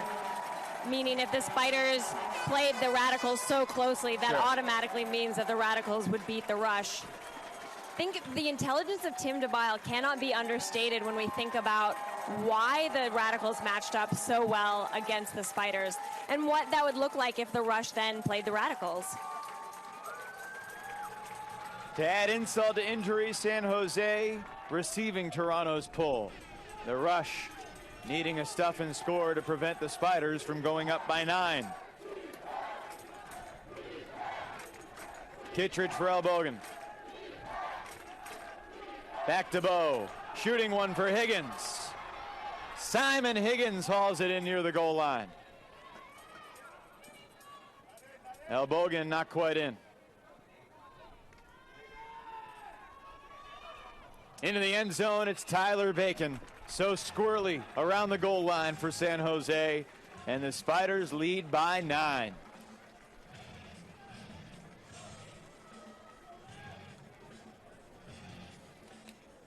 Our Twitter question, where are you watching this game? We wanted to know. Got a lot of replies.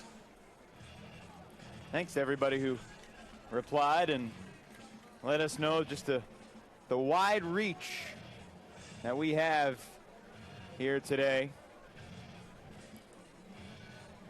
Folks in Virginia and Texas and obviously the Bay Area. Phoenix, Arizona, Los Angeles. Some schlub named Chuck is watching in Milwaukee. Yeah, there's a viewing party in Chicago and in Maine. Costa Rica. I think my favorite response is Buddy Davenport, who's watching in Escazú, Costa Rica. I think my favorite response is from Stephen Brooks, who's watching from his couch. We appreciate the exact longitude and latitude of your location, Stephen. Super Twan and the Indianapolis AlleyCats watching in Savannah, Georgia. Folks in Wisconsin and Portland, Maine. Great ultimate communities from all around the country. And I think one of the coolest things about this season is being able to travel around and jettison into different ultimate communities, whether it's the Bay Area or Madison or Montreal or here in Toronto. Really, every trip that we've taken has been special because of the people that we've come across. There's just something special about people who gravitate toward this great sport. Silverman to the end zone, and the Spiders now lead by 10, 22-12, 10:32 on the scoreboard here at the stadium, separating San Jose from a title.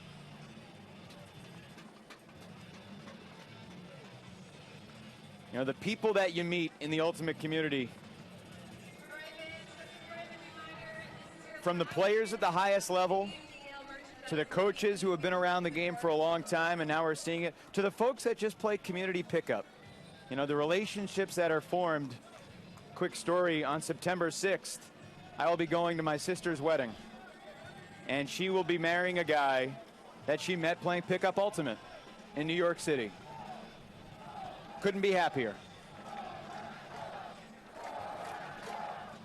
Great brother-in-law material. Yeah, I think we all have stories about people we've met who have touched our lives, who we wouldn't have met if we hadn't found this great sport.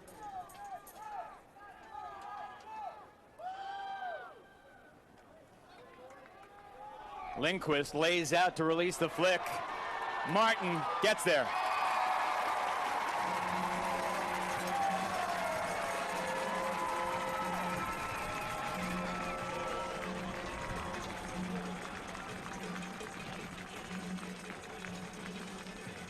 And what a fantastic put by Lindquist. The wind seemed to push it just on and on enough, so it was well out of the reach of the Spider defender.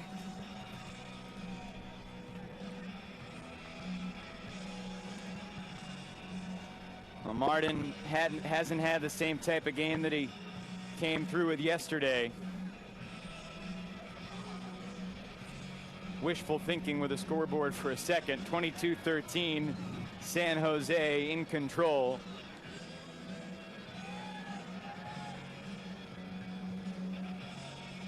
Toronto goals for number 13, Jonathan Hart. Assist by number 20, Jeff Lindquist.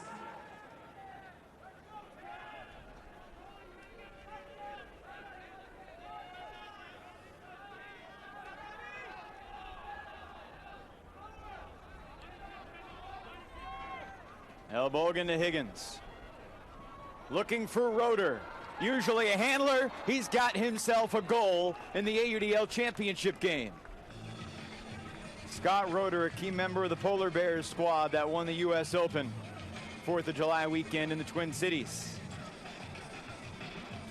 As the time ticks down in this fourth quarter, Evan, I'm getting the sense that the Spiders are having an easier and easier time scoring. It's looking a little more effortless, a little less contested.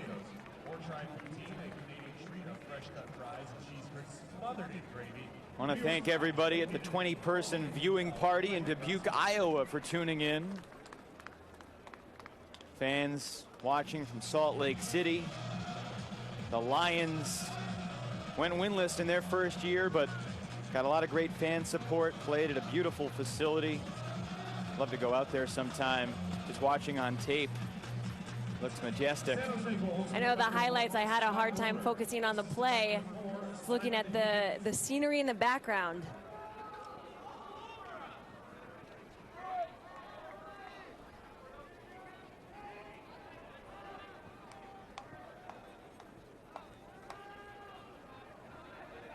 Reyna. Traveled.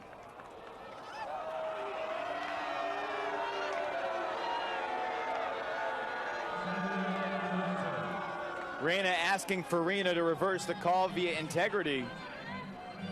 You can't fault Farina. He's probably not watching that. Well, Reyna clearly stumbled. That's really unfortunate. Chialvo, hammer, Cox. San Jose scores. Unsportsmanlike conduct, I believe, called on Toronto after the play for arguing the travel call.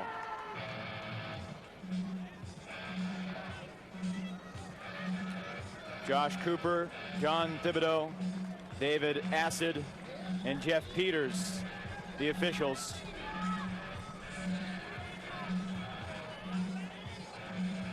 You can be the judge at home.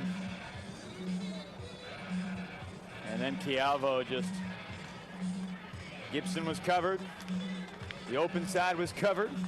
The break side was open.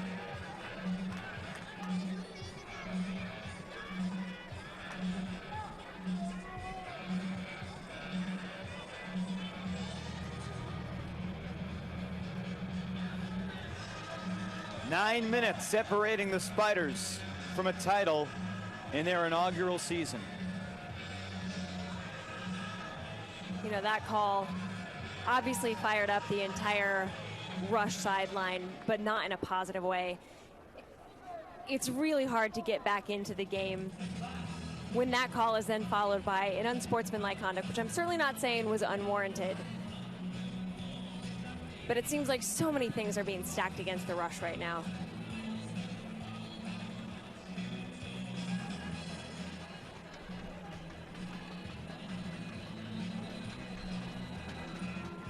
The pull 20 yards in front of the goal line because of the unsportsmanlike call.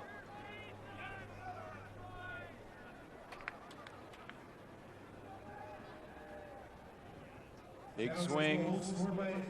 Mazzucchelli back to Yearwood.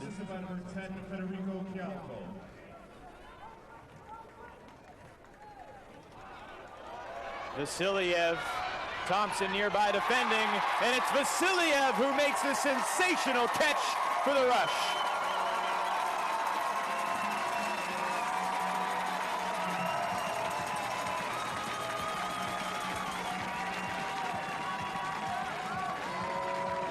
Horizontal happiness from Anatoly Vasiliev. Forget positioning, I just think Tolley wanted that one more.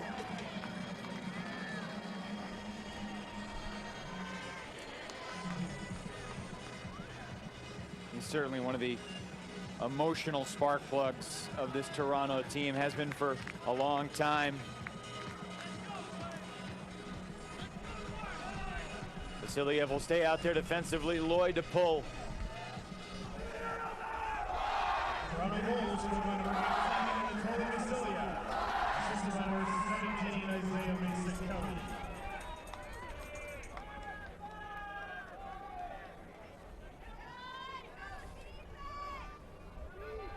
Joy and Kittredge playing catch as the two handlers.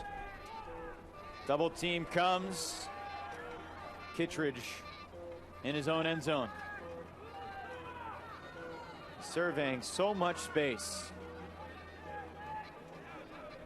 Sanchez without a mark within 10 yards. Kearns, Elbogen. A lot of space on the near side of the field, and the Spiders find it. And now Kittredge to Elbogen. Receiving travel called on Kittredge. This will come back, but it will stay San Jose's disc. They separate a travel from a receiver's travel. The latter is not a turnover. It simply requires a reset, a 10-yard giveaway, and then you tap it back in. Higgins slipped, so he dumps for Joy.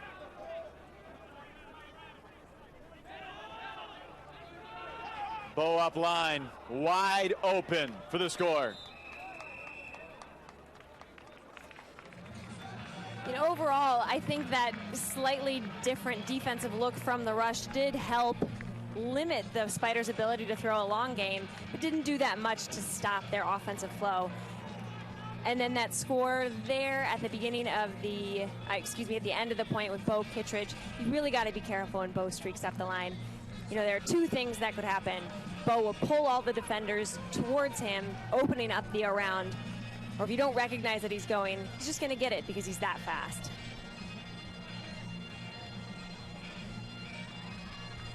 And Mark Lloyd trying to stay with Kittredge, realizing that you can dream about covering Bo, and then you get the chance to do it, and it's not nearly what you thought it might be. I mean, how many guys have we talked to? I'm really excited for the opportunity to cover Bo. He commands that respect.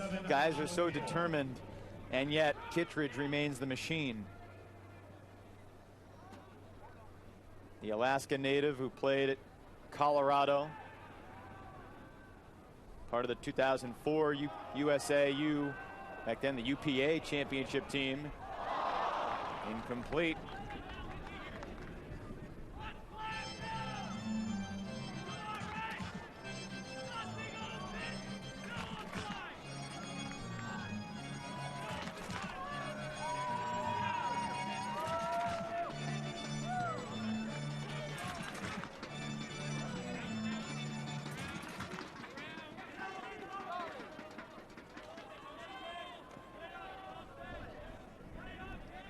Farina. For White.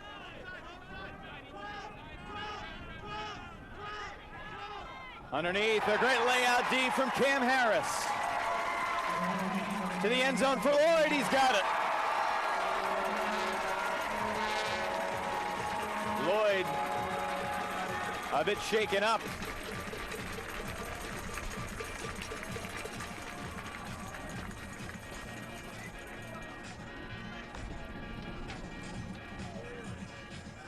In a game where things have not really been going well for the Rush, I think Lloyd has been having a phenomenal game. He's doing the one and only thing you can do in a situation like this, which is step up and play the best you can play, despite what's going on as a team.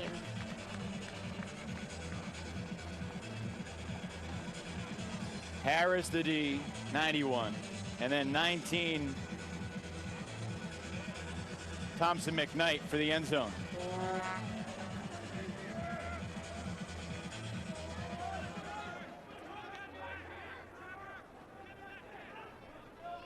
Toronto goals scored by number 89, Mark Lloyd, assisted by number 19, Thompson McKnight.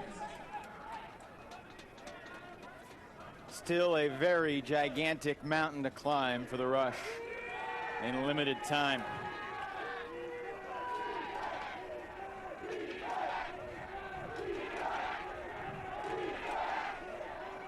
Elbogen. Roeder.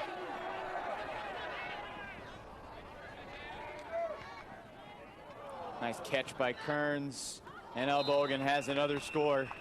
You wonder, Megan, with 5:53 to go, if the Rush received every single pull, they scored and then the Spiders pulled, would they have enough time to score 11 against San Jose's defense? No, they wouldn't. Not the way the Spiders have been limiting the looks downfield for the Rush. I'm not saying that the Rush don't have the capacity to score quickly, but as this game has gone on, as the Spiders have adjusted to how the Rush like to play offense, something dramatic has to happen on the Spiders' defensive line for that to happen.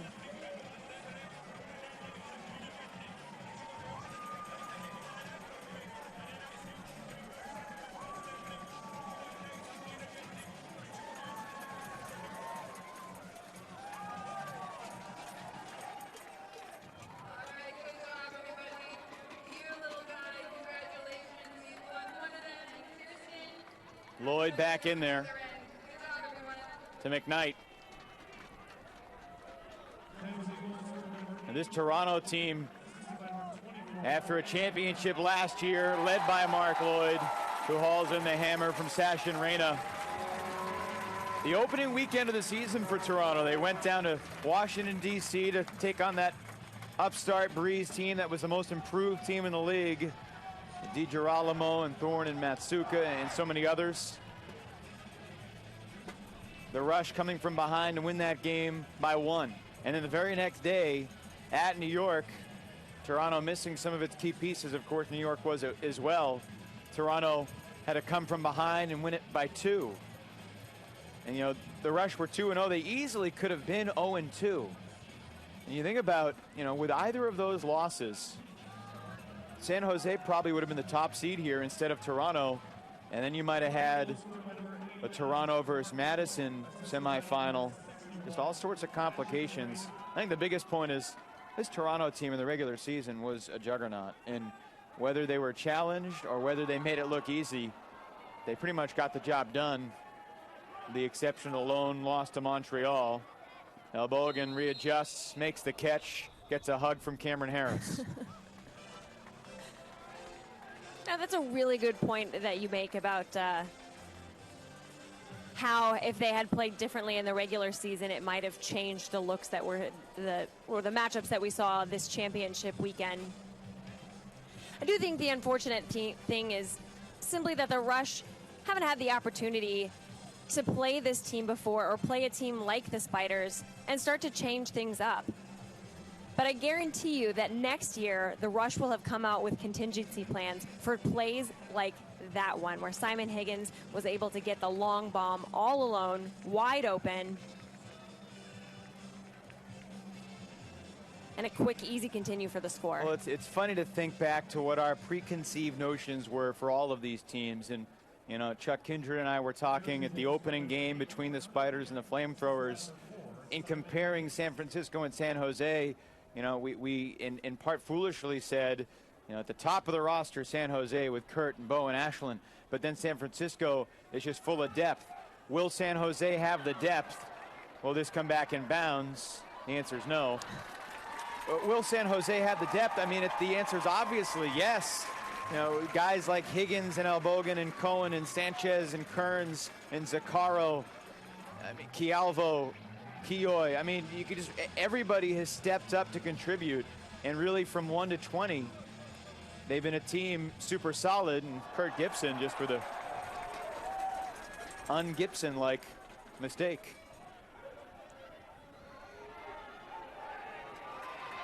Gibson now defending deep. It's funny, I was chatting with Bo about what's it like being teammates with Kurt Gibson again, and as I said before, they have such great respect for each other. He says you learn how to play with different guys. Everybody has their different style, and you know, Kurt is just crazy on the field. That's his style. He just plays crazy.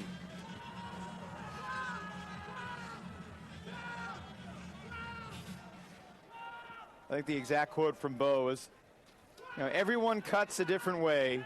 Kurt kind of cuts like a crazy person. He certainly has a unique charisma to his play on the field, a unique body language, but he's so quick, so strong, such great throws. This time Lloyd gets in the way of the slash cut. In the final 4 minutes of action here in Toronto, the Rush trying to give their home fans something to cheer about down the stretch. Kurt could not close the gap on Lloyd. He swings for McKnight. Yearwood.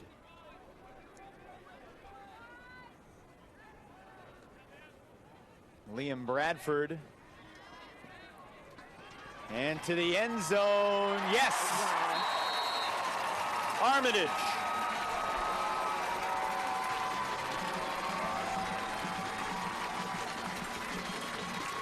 I know 27-17. Joe Armitage is undoubtedly in the stands and undoubtedly beaming with pride for his son for making that incredible catch. Steve Armitage showing us today, as he's shown us so often throughout the season, how fast he really is. They ran track at Western Ontario. Came to tryouts and basically was getting layout Ds on everybody. He's become a really key role player for Toronto throughout the season. Just a guy who never stops running. He's developed the disc skills to complement his incredible endurance. 3 minutes. Toronto goal scored by number 9, Steve Armitage. Assisted by number 19, Thompson McKnight.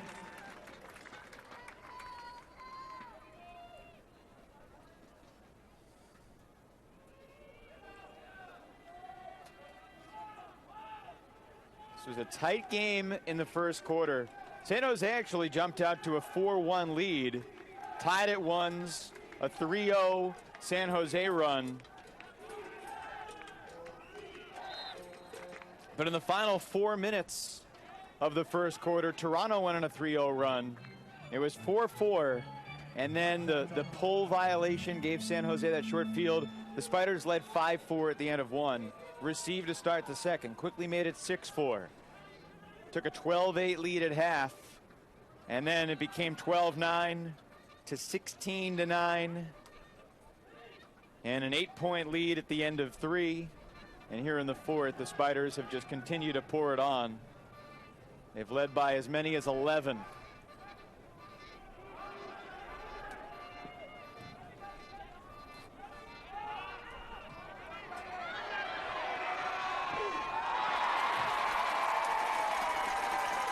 Toronto fans enjoy that effort.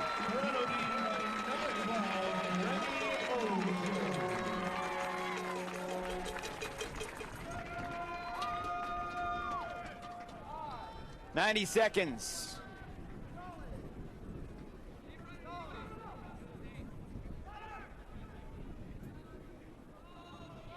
Vasiliev.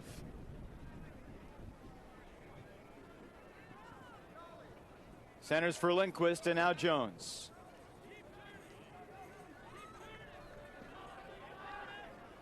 Henry. Vasiliev lays out.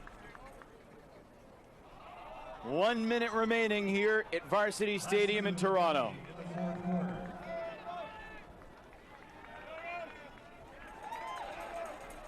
Henry to the end zone for the Rush.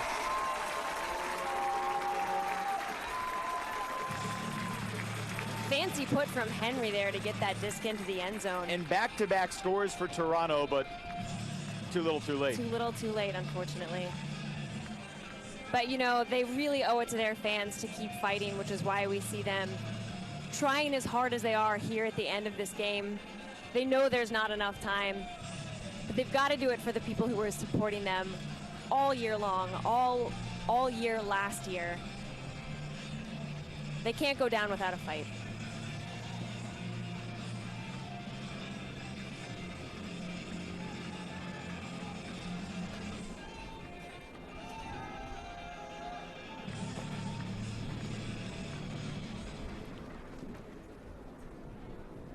We'll see how much San Jose attacks here. This team, Andrews Hill, the owner, the trio of leaders at the top, Kittredge, Joy, and Smith, bringing in Gibson, bringing in some of the Revolver top offensive players like Marcelo Sanchez, and newcomers to Revolver, Simon Higgins, Greg Cohen. Added Devin Anderson too, he's out with an injury. Joy contacted with the time ticking away.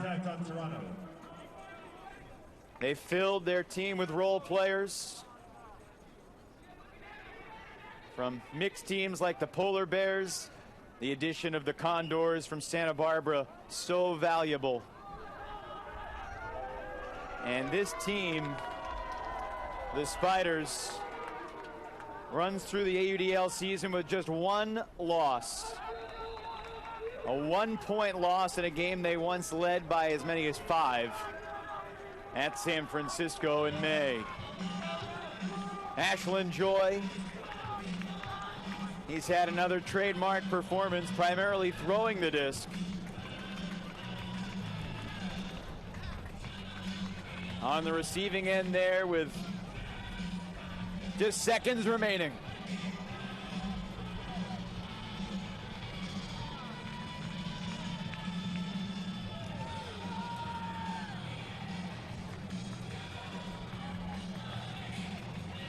Chatting with Ashland Joy before the game about what this would mean, and you know, he certainly really wanted to win this game. Bo talked earlier this week about how cool it would be to win one of the first AUDL titles. The Philadelphia Spinners and the Toronto Rush have company. In just one season, the San Jose Spiders have risen to the top of the AUDL hierarchy. The final score of the AUDL Championship Game, the San Jose Spiders are the 2014 AUDL champions. Congratulations, San Jose. 28-18 over Toronto.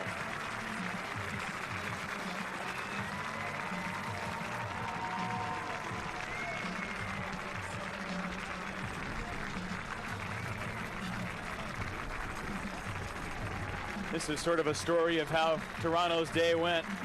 Mark Loy shot for the crowd. Nobody made the play in the crowd. The disc came up short.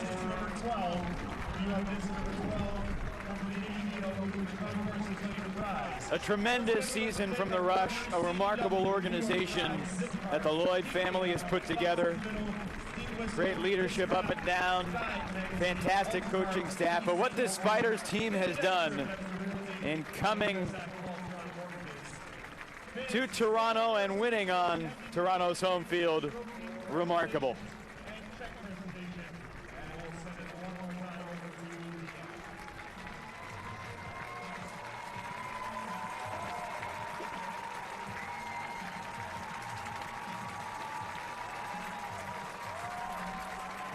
They're building something special here in Toronto. They won the title last year.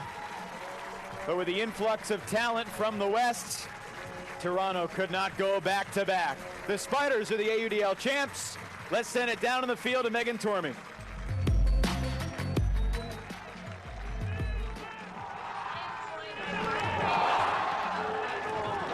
here to present the Peak Data MVP Award for today, and I know it's a little unorthodox. You guys, I'm afraid, are going to have to share it because we're giving you both the MVP Award. Ashlyn Joy, number 27, and number 50, Bo Kittredge. Congratulations.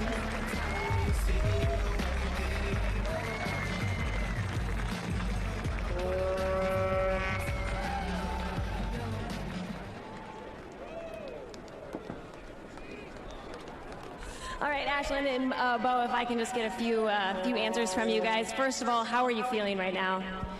Feels pretty good. I think it was a tough weekend. We had a hard game yesterday, and this Toronto team is a great team, and they had a great season. But you know, we came out strong, and we fixed the mistakes that we had yesterday, and we pulled this one out. So we're pretty happy right now. Were there any doubts in your mind as you were heading into the game today whether or not you would walk away victorious? Absolutely. They're, I think, one of the best teams, if not the best, team together. They play together all club season. We're also a little worried about the fans because we know Canadian fans are ruthless.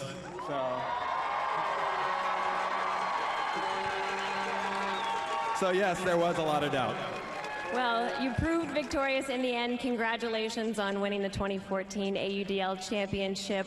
Go be with your team, celebrate. Thank you guys so much. Thank you. Now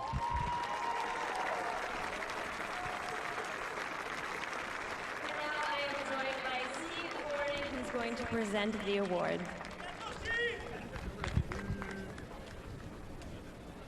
Thanks, amigos. First of all, everybody, thank you so much for coming out. We had a great day, obviously, with weather and a great ultimate, but what made the experience special was having all you here. So thank you so much for that.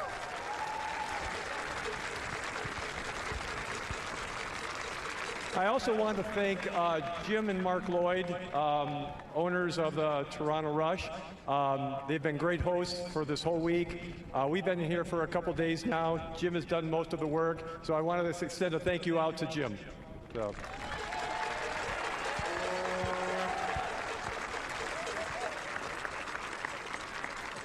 Finally, before we get to these two great teams, I also want to congratulate the New York Empire and the Madison Radicals, being two of the top 4 teams that were out here this week.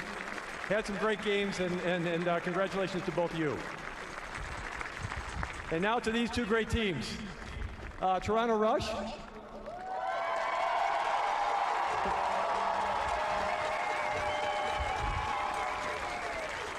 First of all, the Toronto Rush, 2013 AUDL champions.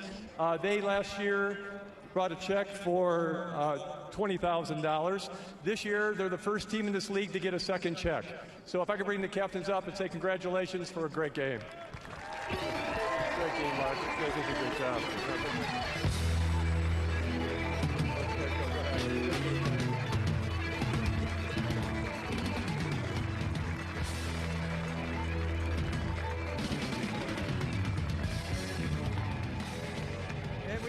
San Jose Spiders.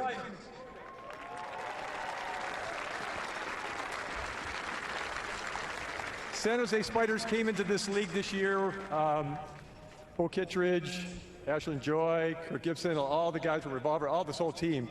Big names came into this. They made a splash real fast. A lot of the teams in this league, including the one that I'm part of, we're hoping to have a shot at them. Clearly, they're the elite of the league this year. I'd like to, first of all, bring up Ashlyn Joy and Kevin Smith, the player coaches. If I can have the check here. Thank you.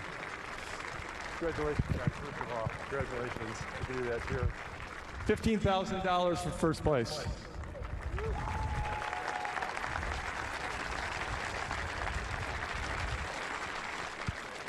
I also want to say congratulations to Andrew Zill and his wife Julia.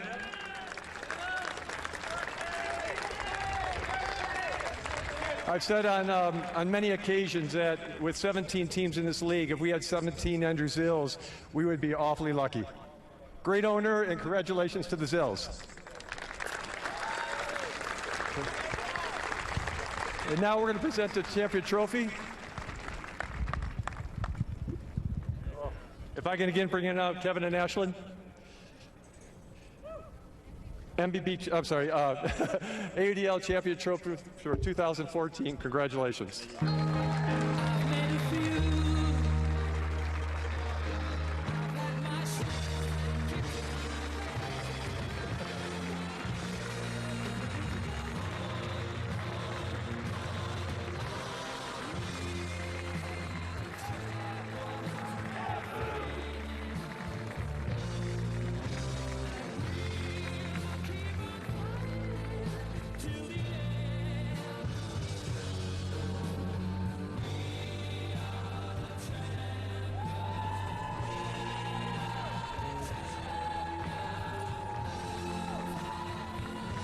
Obviously, the very proud San Jose Spiders, now the proud owners of the AUDL trophy. Evan, back to you. Thank you, Megan. What a moment down on the field here in Toronto. The Rush watch the Spiders celebrate. So many different impact performers for San Jose.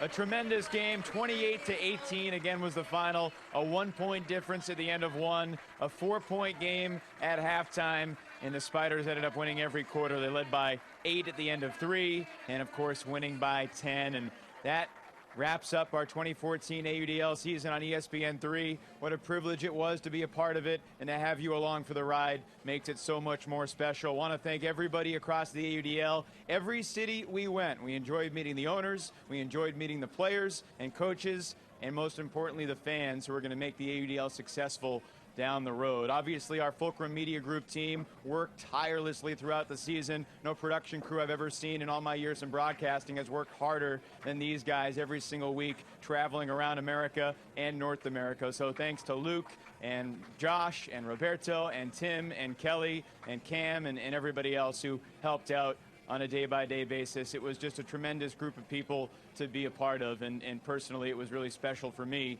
to have the opportunity to be a part of this throughout the year. So we say so long until 2015. Hopefully it is here before we know it. The Spiders are the 2014 AUDL champs. It was the Spinners in 2012. The Toronto Rush won it last year, but this year it all belongs to the team from the Bay Area, the best of the two Bay Area teams, the San Jose Spiders, winning it all here in Toronto. For the absent Chuck Kindred and from a broadcast partner, Megan Tormey, I'm Evan Lepler saying so long from Toronto, where the Spiders are crowned champs of the AUDL in 2014. So long from Toronto.